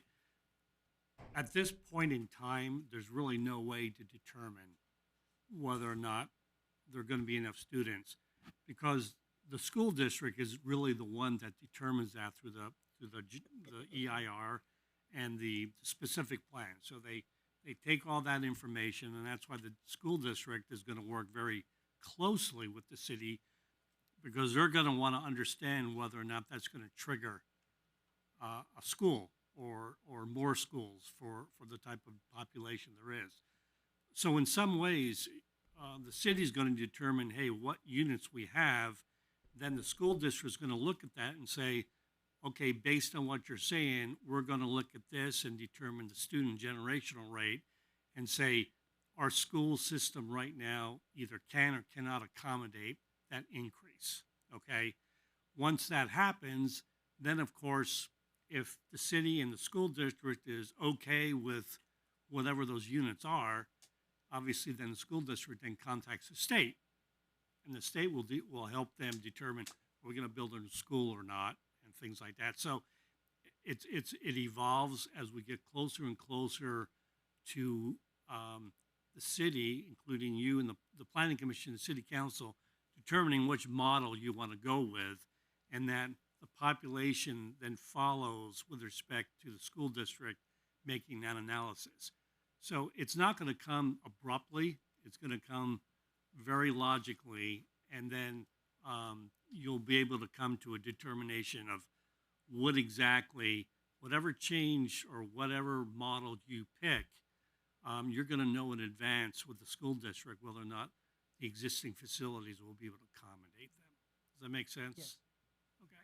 Thank you. And I know you don't want too many cooks in the kitchen, but just to quickly add, just to point out, the population overall has gone down. We were 58,000 to 59,000 just a few years ago. We're down to about 52,000. So it is trending down. Another thing is in terms of children, just nationwide, it's just very interesting. You probably know this with our families, everyone in this room, that children or young adults are opting, or for whatever reason, they are still having children, but they're delaying that decision. They're holding off on having kids, and they tend to be having less kids. So we might know more folks that have that only child. When I was growing up, there weren't too many only child situations, but I have a lot of friends. They just have that one child. So just something to think about. One other thing about schools, you'll remember that the school district has passed a number of bonds, and 20 years ago, there were a couple schools built. So if we had this discussion before that, it might be a different kind of thing. There may be a real talk of overcrowding. But, with over on, Orange Zamboni School or off Texaco, I forget the name. We do have, it seems like we have that capacity. And that's just me anecdotally, but this will give us more firm numbers to make us feel more comfortable about that. I actually have one other thing I was kind of thinking about in terms of the school district. I'm sorry. The city manager does have a very good relationship. Well, the city and the school district have a great relationship. On a personal level, the city manager has a great relationship with the new superintendent. They talk weekly. And from what I've heard, there's just some preliminary informal discussions. City manager is keeping the superintendent in the loop. And at this point, the superintendent is okay. And that's, that is one person. There's a whole community to consider. But it is, it is just something for us to be aware of at this very early stage. Now, are there any other questions on the presentation? I do want to just try to yield from you a little bit of, if there's a preference, a little bit of direction in terms of any of the uses, something that you don't like in terms of the uses, the heights. That's why I went back to this slide. Is there any direction? And if there isn't any, that I completely understand. And but happy to take any direction or any additional comments as we move forward towards preparing the specific plan.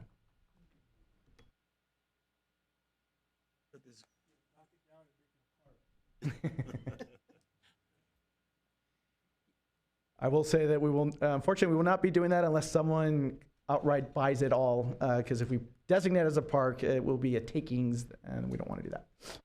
I will just say that, and I can't see any of that here necessarily, but it seems like in our culture we're having a trend to try to eliminate cars and get people to ride bikes and to get on the kick of these road diets where they have a nice two-lane situation going in both directions, and someone gets an idea, well, let's just cut it down to 2 lanes. So it's just 2 lanes, and we'll put on a bike path, And now we got traffic, and they tried it over in Artesia, and I know they did the same thing over in Downey and different places. And I think I don't know if there's a huge desire for that, but a lot of times the people in charge, they think there's a desire, and they just push it on the people. And once it's in, people aren't happy. Well, now it's going to be in for 30, 40, 50 years. Like I said, I don't really see that here, but I'm not in favor of anything like that. Duly noted. I will say I don't think there's any. We also have a transportation consultant that's also analyzing part of proposing parking management plans, and they'll also be looking at the street system. I don't think there's any proposal to reduce any of the existing streets that bound the site itself. When you asked about the size of the buildings rather that you would construct, I don't think I'd be in favor of the 60 to 80 unit. That's a lot. To me, that density capacity, to me, seems like that would just really overshadow everything that's in that area, That's just my opinion. I don't think we have the infrastructure in place, or could have it in place for the amount of vehicles that will exactly be coming on the road. This graph here at the bottom, CSP average 48 to 50. What does that represent? As I mentioned earlier, that if you were to average out all of the density in the entire site, that's what the density would be. We're not proposing to do the entire site one density. We are looking at higher density in the northern part, closer to the light rail station, in the event when the light rail comes in, that their walkability and walking to the transit and so forth. That average, Commissioner Gonzalez, is what the density would be when you average it out on the entire site. So we would recommend some higher density, a lot of it in the 30 to 60 range, primarily in the middle and along some of the where the institutional uses are at. The 1680 we're only recommending near the northern part, closest to the station, near the intersection at the north there. That's the only place we would be recommending, but it's a range of uses. Again, that's also to provide that flexibility when market conditions change. As I mentioned, the economists looked at it, the lower density works. The challenge with just lower density through the entire site is that it's gonna not help pay for a lot of the open space amenities and other public amenities that the public would want. The higher density is also feasible, that would yield more or would help offset some of the costs of more retail and other public amenities. So we're looking for flexibility, but we're going to take your comments. Gourmet? Please. I love to have single-family homes with large, yards, green yards out, but the reality is, we do need to move forward. The last few weeks, I drove around Southern California and see the different neighborhoods, the newer neighborhoods, Rancho Cucamonga, all the neighborhoods out here in Orange County and Stanton, where they were ahead of this already. But even that, you're looking for a direction. I would definitely say, we'd probably have to be right around the 45 to 60. It is, and with a mixed use. Any new building when it's new is very attractive. Long term, there's the case. So, as much as we hate traffic, even in the affluent areas, they're having the same issues. We need more buildings. So I would be in favor of the 45 to 60 mixed use. Chairman, I would agree. That's what I was thinking. Any other questions for our guests? Somerset, it's crowded right now. Building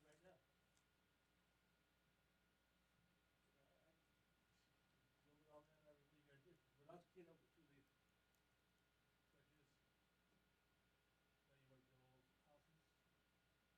those houses? So you're not, you're not proposing any changes to the streets that bind this area, right? Carmel Boulevard, Rosecrans, and Somerset. When you say changes, you're talking about adding additional lanes to the streets? Yeah, at this point, I don't think we will be recommending that for two reasons. One, the environmental impact reports now look at what's called they no longer look at a level of service analysis, which shows where these intersections are failing at A, B, C, or D. They look at what's called vehicle miles traveled. So that's the new threshold for impacts on traffic.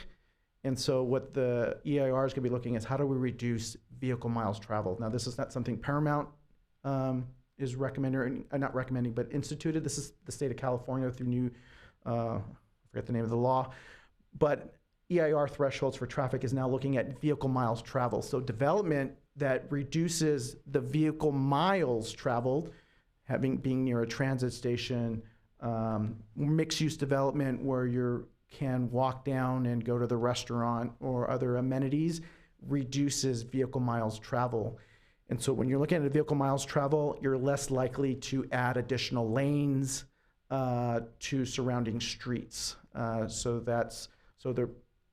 All of the EIRs that we've done over the last 2 or 3 years are not looking at major infrastructure improvements to streets.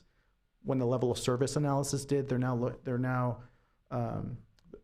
impact threshold is different now with the vehicle miles travel. Hopefully that made sense. So less likely for adding additional lanes for vehicles.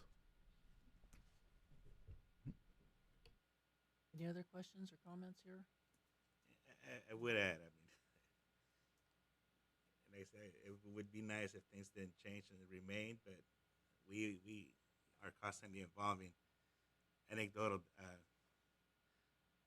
spent some time in where was Texas, around Missouri City, a few weeks ago, and the gentleman driving around this wide open space 20 years ago, and now it's. I mean, we need the homes. We need the homes, affordable housing, and I think I also enjoy when I go down to some of these places that a gentleman listed down in Long Beach, or downtown Long Beach and Ocean, where they have these type of properties, mixed-use homes on top, restaurants on bottom, very easy to walk to. You don't have to drive there, so. I guess I think we need to move forward on this. Progress, as they say. Okay. Well, I guess that's it for the questions then. Thank you, sir. Thank you very much.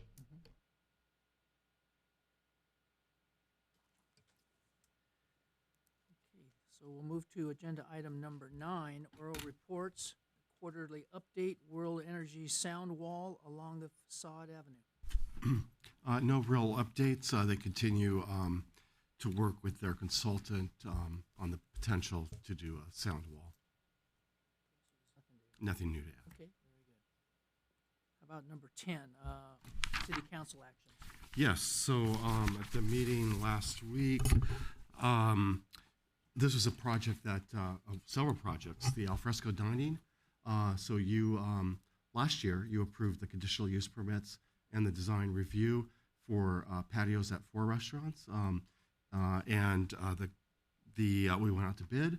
We selected a contractor, and the council awarded the contract last week. So those are going to get started. One contractor doing all 4 jobs, and so they'll be starting sometime this month. We should see that construction going on. Is one of those Casa Adelita? Casa Adelita, Casa Gamino, El Tapatio, John, and what's the 4th? Pica Tortas Ahogadas on Rosecrans and Orizaba. I drove by there in the morning, Yeah. down Alondra, and I see that they got a couple of roses right there where the outdoor dining's going to go. Uh-huh. And I said, well, they must have decided to do something different because I haven't seen anything move on it. Mm-hmm. I guess the wheels turn slow. They do, yes. Sometimes, right. Yeah. Okay. Oh, and then the last item, the council approved programs and projects for the second year community benefits agreement with World Energy. So that started on July 1st. So we've got $1 million that are budgeted for various programs and projects. And that's it. Okay, we'll move into comments here. Any comments from our city attorney? Yes, Mr. Chair. Good evening. Mr. Chair and members of the Planning Commission. 27 years ago, the City Council appointed me to be the city attorney for the city of Paramount. 27 years was probably one of the best experience that I had in my legal career. But I am now going to turn in my tin star, if you will, and I'll be retiring effective August 1st of this year. It's been an honor to serve all of you, the City Council, the Planning Commissions.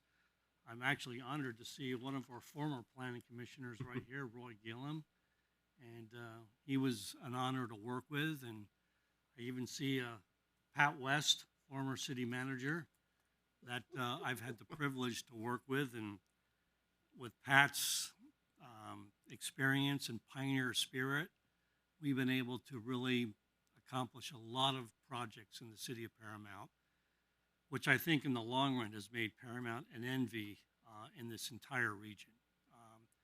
I have represented and I've worked in a lot of cities in Southern California. I've incorporated a number of cities in Southern California. But I can tell you, I've never been more proud in working with the city than in the city of Paramount. And I say that because there is such a a team effort in the way the city works. The city council, the planning commissions, you've all have just incredible vision that many cities just don't have. And you are very fortunate to have very, very talented staff. And I have been fortunate to work with staff that has made my job a lot easier.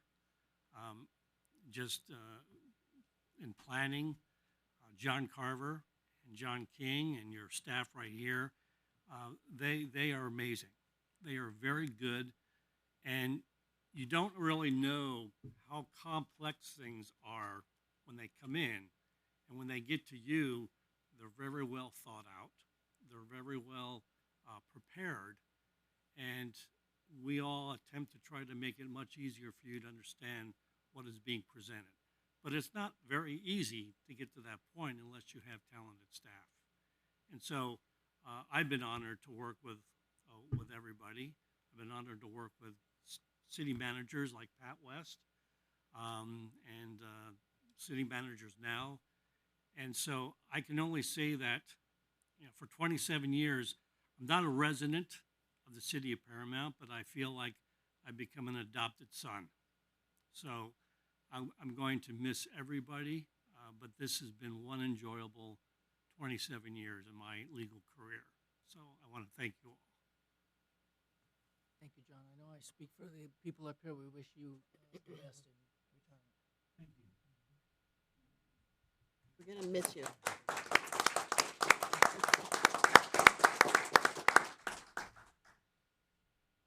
Okay. Any comments from our commissioners? Congratulations, John. Congratulations. Yes, you'll be missed. You'll be missed. Thank you. I was here when you came in, I remember.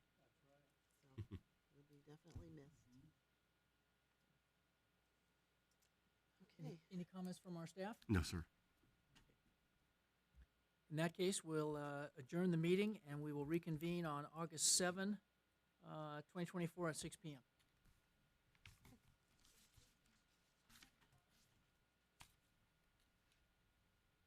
Oh, your item's coming up. Okay, we'll call you up. Yes. Okay, we'll open the Paramount Development Review Board.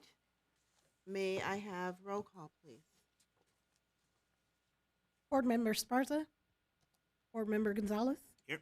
Board Member Weisenberger. Here. Vice Chair Moody. Chair Timmons. Present. We have two sets of minutes. May I have approval for the minutes of April 23rd? Excuse me, Chair. We need a motion to I'm excuse. sorry. Yeah. A motion to, Move to excuse Ernie. oh, that's right. I'm sorry. May I have a motion to excuse our commissioner? That's not here. So moved. Thank you. Second. Thank you. Roll call, please. Board Member Gonzalez. Yes. Board Member Weisenberger. Yes. Vice Chair Moody. Chair Timmons. Yes.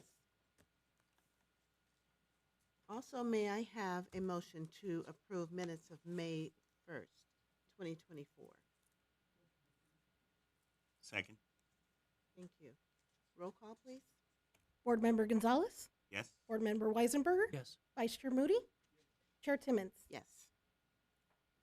Thank you. Okay, do we have any public comments? No, just for item number 4. Okay. Do we have to approve the ones for April 23rd? We did. We did both of them at the same time? No, we did separate. Oh, okay.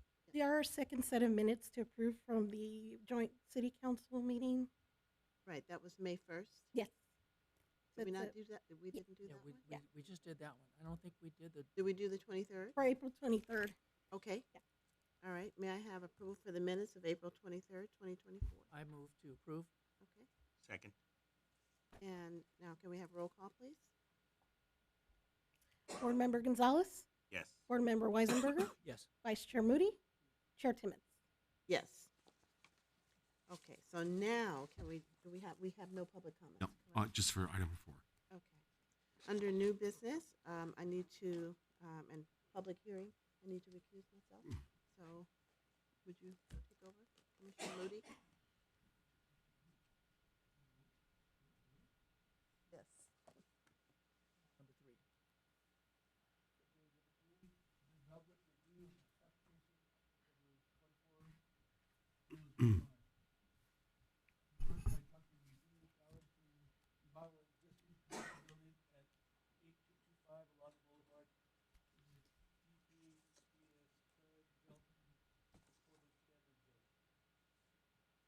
Yes, Mr. Vice Chair.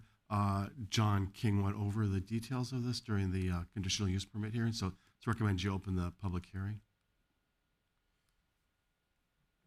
Yeah, open the public hearing. No comment. Oh, no comment cards.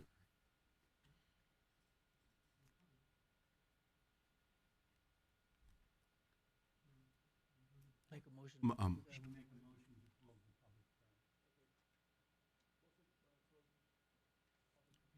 I move to close the hearing. Second. Or Roll call. on number 3. Board Member Gonzalez? Yes. Board Member Weisenberger? Yes. Vice Chair Moody? And then, Mr. Chair, we will need a motion to approve. Move to approve? Okay, second. And a roll call. Board Member Gonzalez? Yes. Board Member Weisenberger? Yes. Vice Chair Moody? Linda's gonna come back.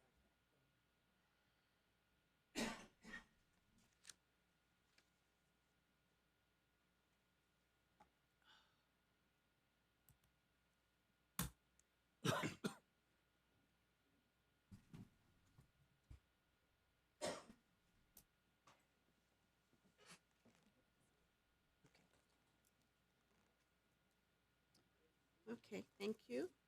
All right, we're on item number 4. And item number 4 is public hearing.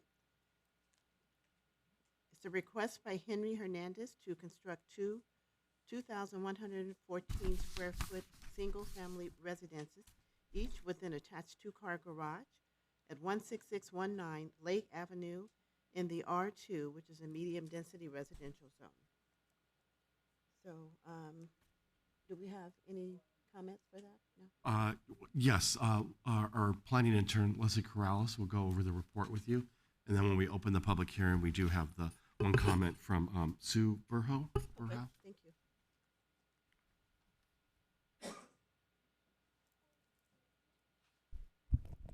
Good evening, Honorable Chair, members of the board. Today, I will be going over 16619 Lake Avenue for a DRA to construct 2,114 square foot single-family residences, each with an attached 2-car garage. And this is down Lake Avenue, 16619. This is in the zone R2, medium-density residential. And the site size is 8,640 square feet. So that was the total site size until it was split into 2 parcels. So now it is currently 2 properties, each 4,320 square feet.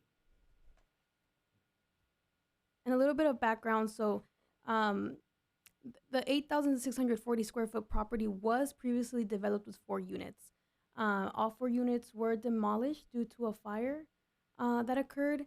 And now in early in 2024, the current property owners went to the LA County assessor and provided a split parcel that divided the lot into 2 properties, each 4,320 square feet.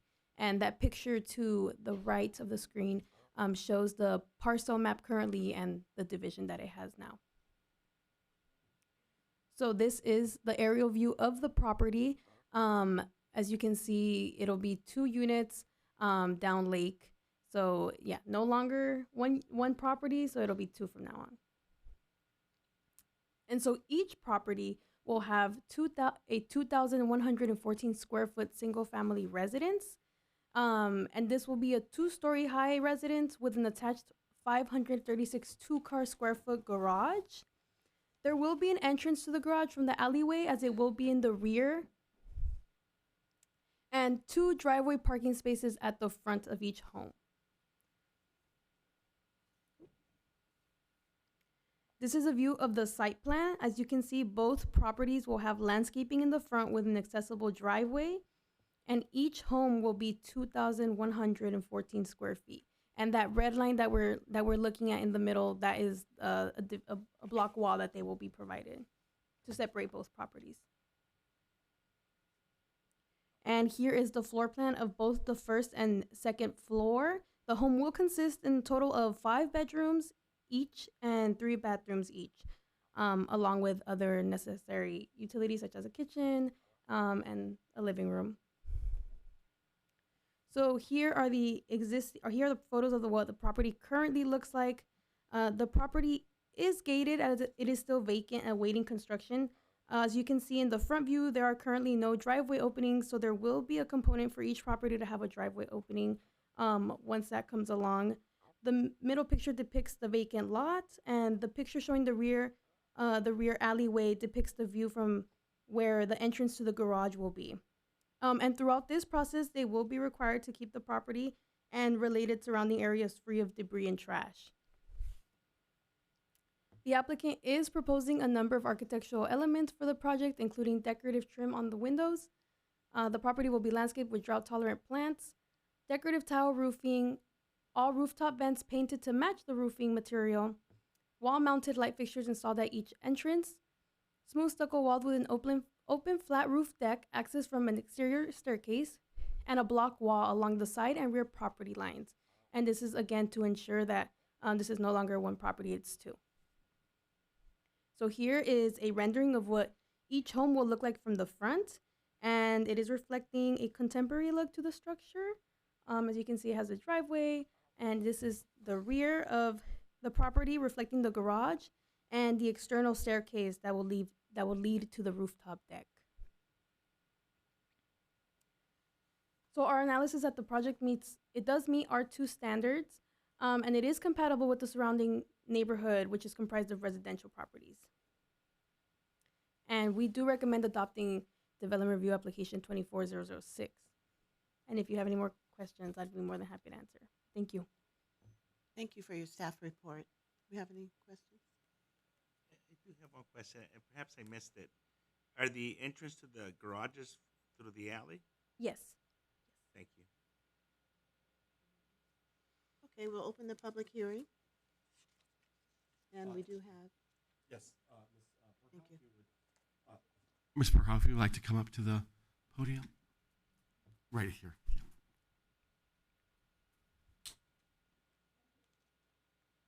Thank you. I didn't know I was going to take your meetings took this long. We have the property immediately next to the proposed development. We have a duplex on the south, immediately on the south. And so I just want to be sure that I can let my tenants know what's going to happen, number one, because it'll be a 2-story and it'll be a lot of construction and noise and stuff. So I want to let them know what's happening. On the report on the development, and I did speak to Mr. King, thank you very much. I've spoken to him about this. On item number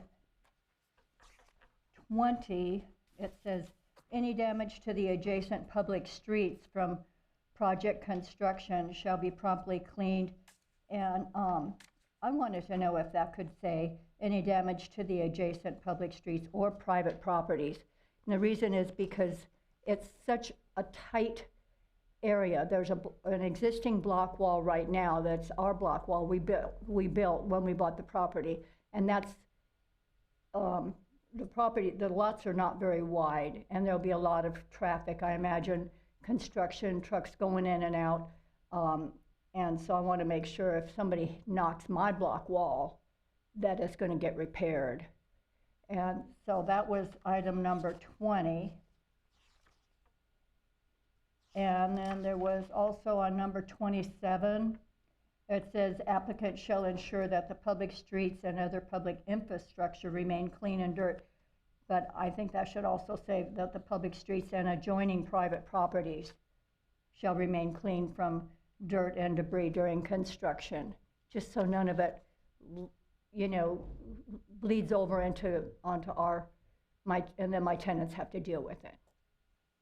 And that was my only comment. So, thank you. Thank you. Thank you. Did you want to address that? Sure. Yeah. Is that something we can? Okay, yes. Just checking with the city attorney, that's something that could be added. Thank you. Thank you for your comment. And I understand what you're saying because that is a narrow street. I know that street very well. So thank you very much. Is that the only? That's it, ma'am. Okay. Can I have a motion to close the public hearing, please? So moved. Second. Thank you. Roll call, please. Board Member Gonzalez, Yes. Board Member Weisenberger, Yes. Vice Chair Moody, Chair Timmons. Yes. Okay. So now I need a motion to approve a request by Henry Hernandez to construct two 2,114 square foot single-family residences, each with an attached two-car garage at 16619 Lake Avenue in the R2 medium-density residential zone. Yeah, I make a motion to approve with those amendments that we talked about. Thank you. Second.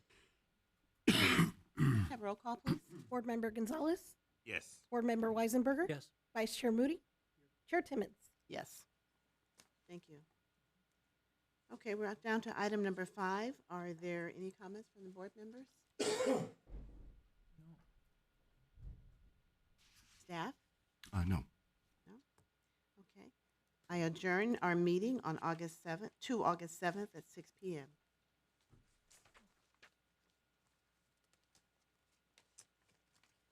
All right. Good evening. The Paramount Economic Development Board of July 3rd, 2024 is now in session. May I have a roll call of members, please? Board Member Sparza, Board Member Timmons, Yes. Board Member Weisenberger, Here. Vice Chair Moody, Chair Gonzalez. Here. I get a motion to excuse Board Member Sparza, please? So moved. Yes. Roll call, please? Board Member Timmons, Yes. Board Member Weisenberger, Yes. Vice Chair Moody, Chair Gonzalez. Yes.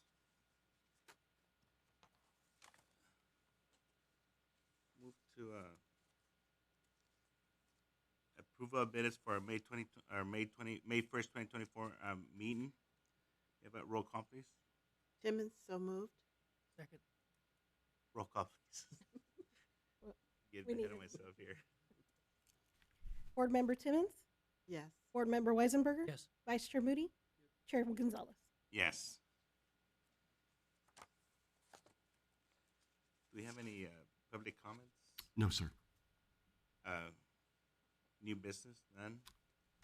Oral reports? Yes, our planning intern, Cameron Younger, is going to give you the Economic Development Board report this evening. Hello, good evening, honorable board members. I'm just going to talk briefly about the finalized plans for the Southeast Gateway Line and its potential impact on our local economy. So phase 1 will include a 14.5-mile light rail transit system connecting Artesia to the Florence Firestone neighborhood. And then phase 2 will connect the entire system to downtown Los Angeles. This will include 9 stations and 2,800 parking spaces. The project will improve sidewalk, shading, landscaping, crosswalks, and transit access. And then the proposed stations in Paramount's jurisdiction include the Paramount Rosecrans Station and the 105 Sea Line Station. And then the entry to the 105 and Sea Line Station will be in Southgate. And then I also wanted to add that the forecasted opening of this line will be in 2035. So I'm going to talk a little bit about the 105 and Sea Line Station's prioritized projects. Some of these prioritized projects include adding a high visibility crosswalk to the pedestrian bridge along Arthur Avenue and Denver Street, adding infill shade trees along Arthur Avenue between Denver and House Street, and installing improved pedestrian lighting and tree canopies along Garfield Avenue and Mindy Street.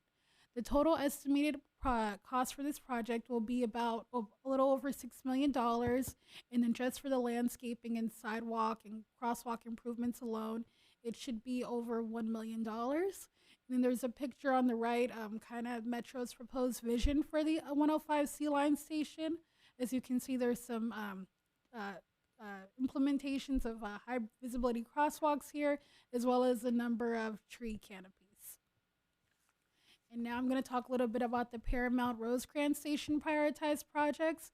This would include adding tree canopies and landscaping along Rosecrans Avenue from Garfield to Downey, repairing sidewalks along Rosecrans Avenue. This will largely be fixing major cracks and holes from Garfield also along to Downey Avenue, and also adding high visibility crosswalks and shade trees along Paramount Boulevard from South Somerset Ranch Road to Somerset Boulevard. Metro is also planning on adding high visibility crosswalks along Rosecrans Avenue intersecting Garfield, Bianchi Way, Orizaba Avenue, and Anderson Street. The total estimated cost for this project will again be over $6 million, but for the landscaping and sidewalk and crosswalk improvements, this will be a little bit over $4 million. So I'm going to talk a little bit about the urban forestry. I talked quite briefly, about the tree canopies. So I kind of wanted to talk about urban forestry.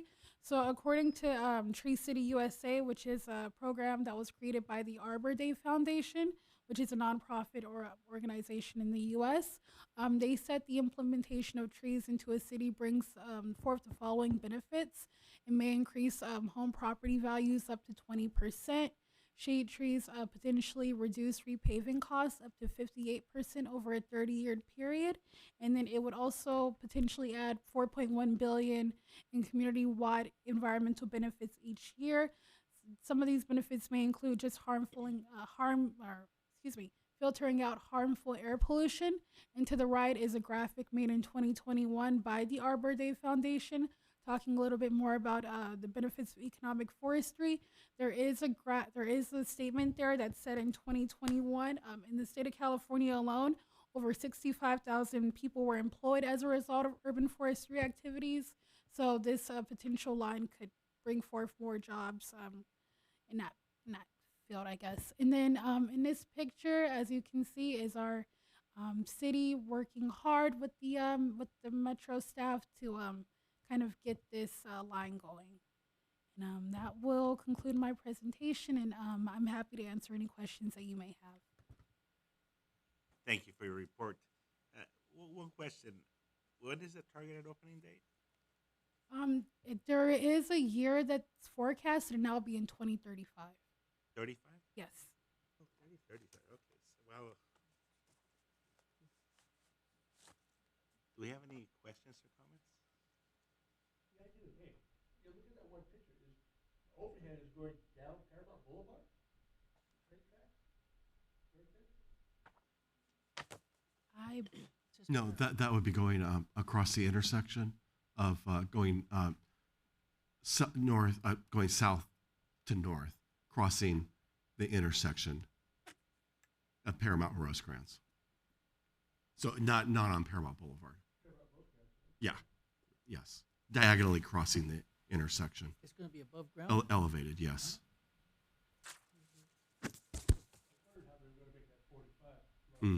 Yeah. Any other comments or questions? I have a question, but it's too late. It's time to go home. I don't want to prolong it any longer. This is the place to make those questions. No, I'm good. Thank you. Thank you for your presentation. Do you have any other comments? Comments from staff? No. In that case, we will adjourn to our August 7th meeting. We are now adjourned. Thank you. Happy 4th of July, everyone. Happy 4th of July. Mr. King, you're not going anywhere, are you?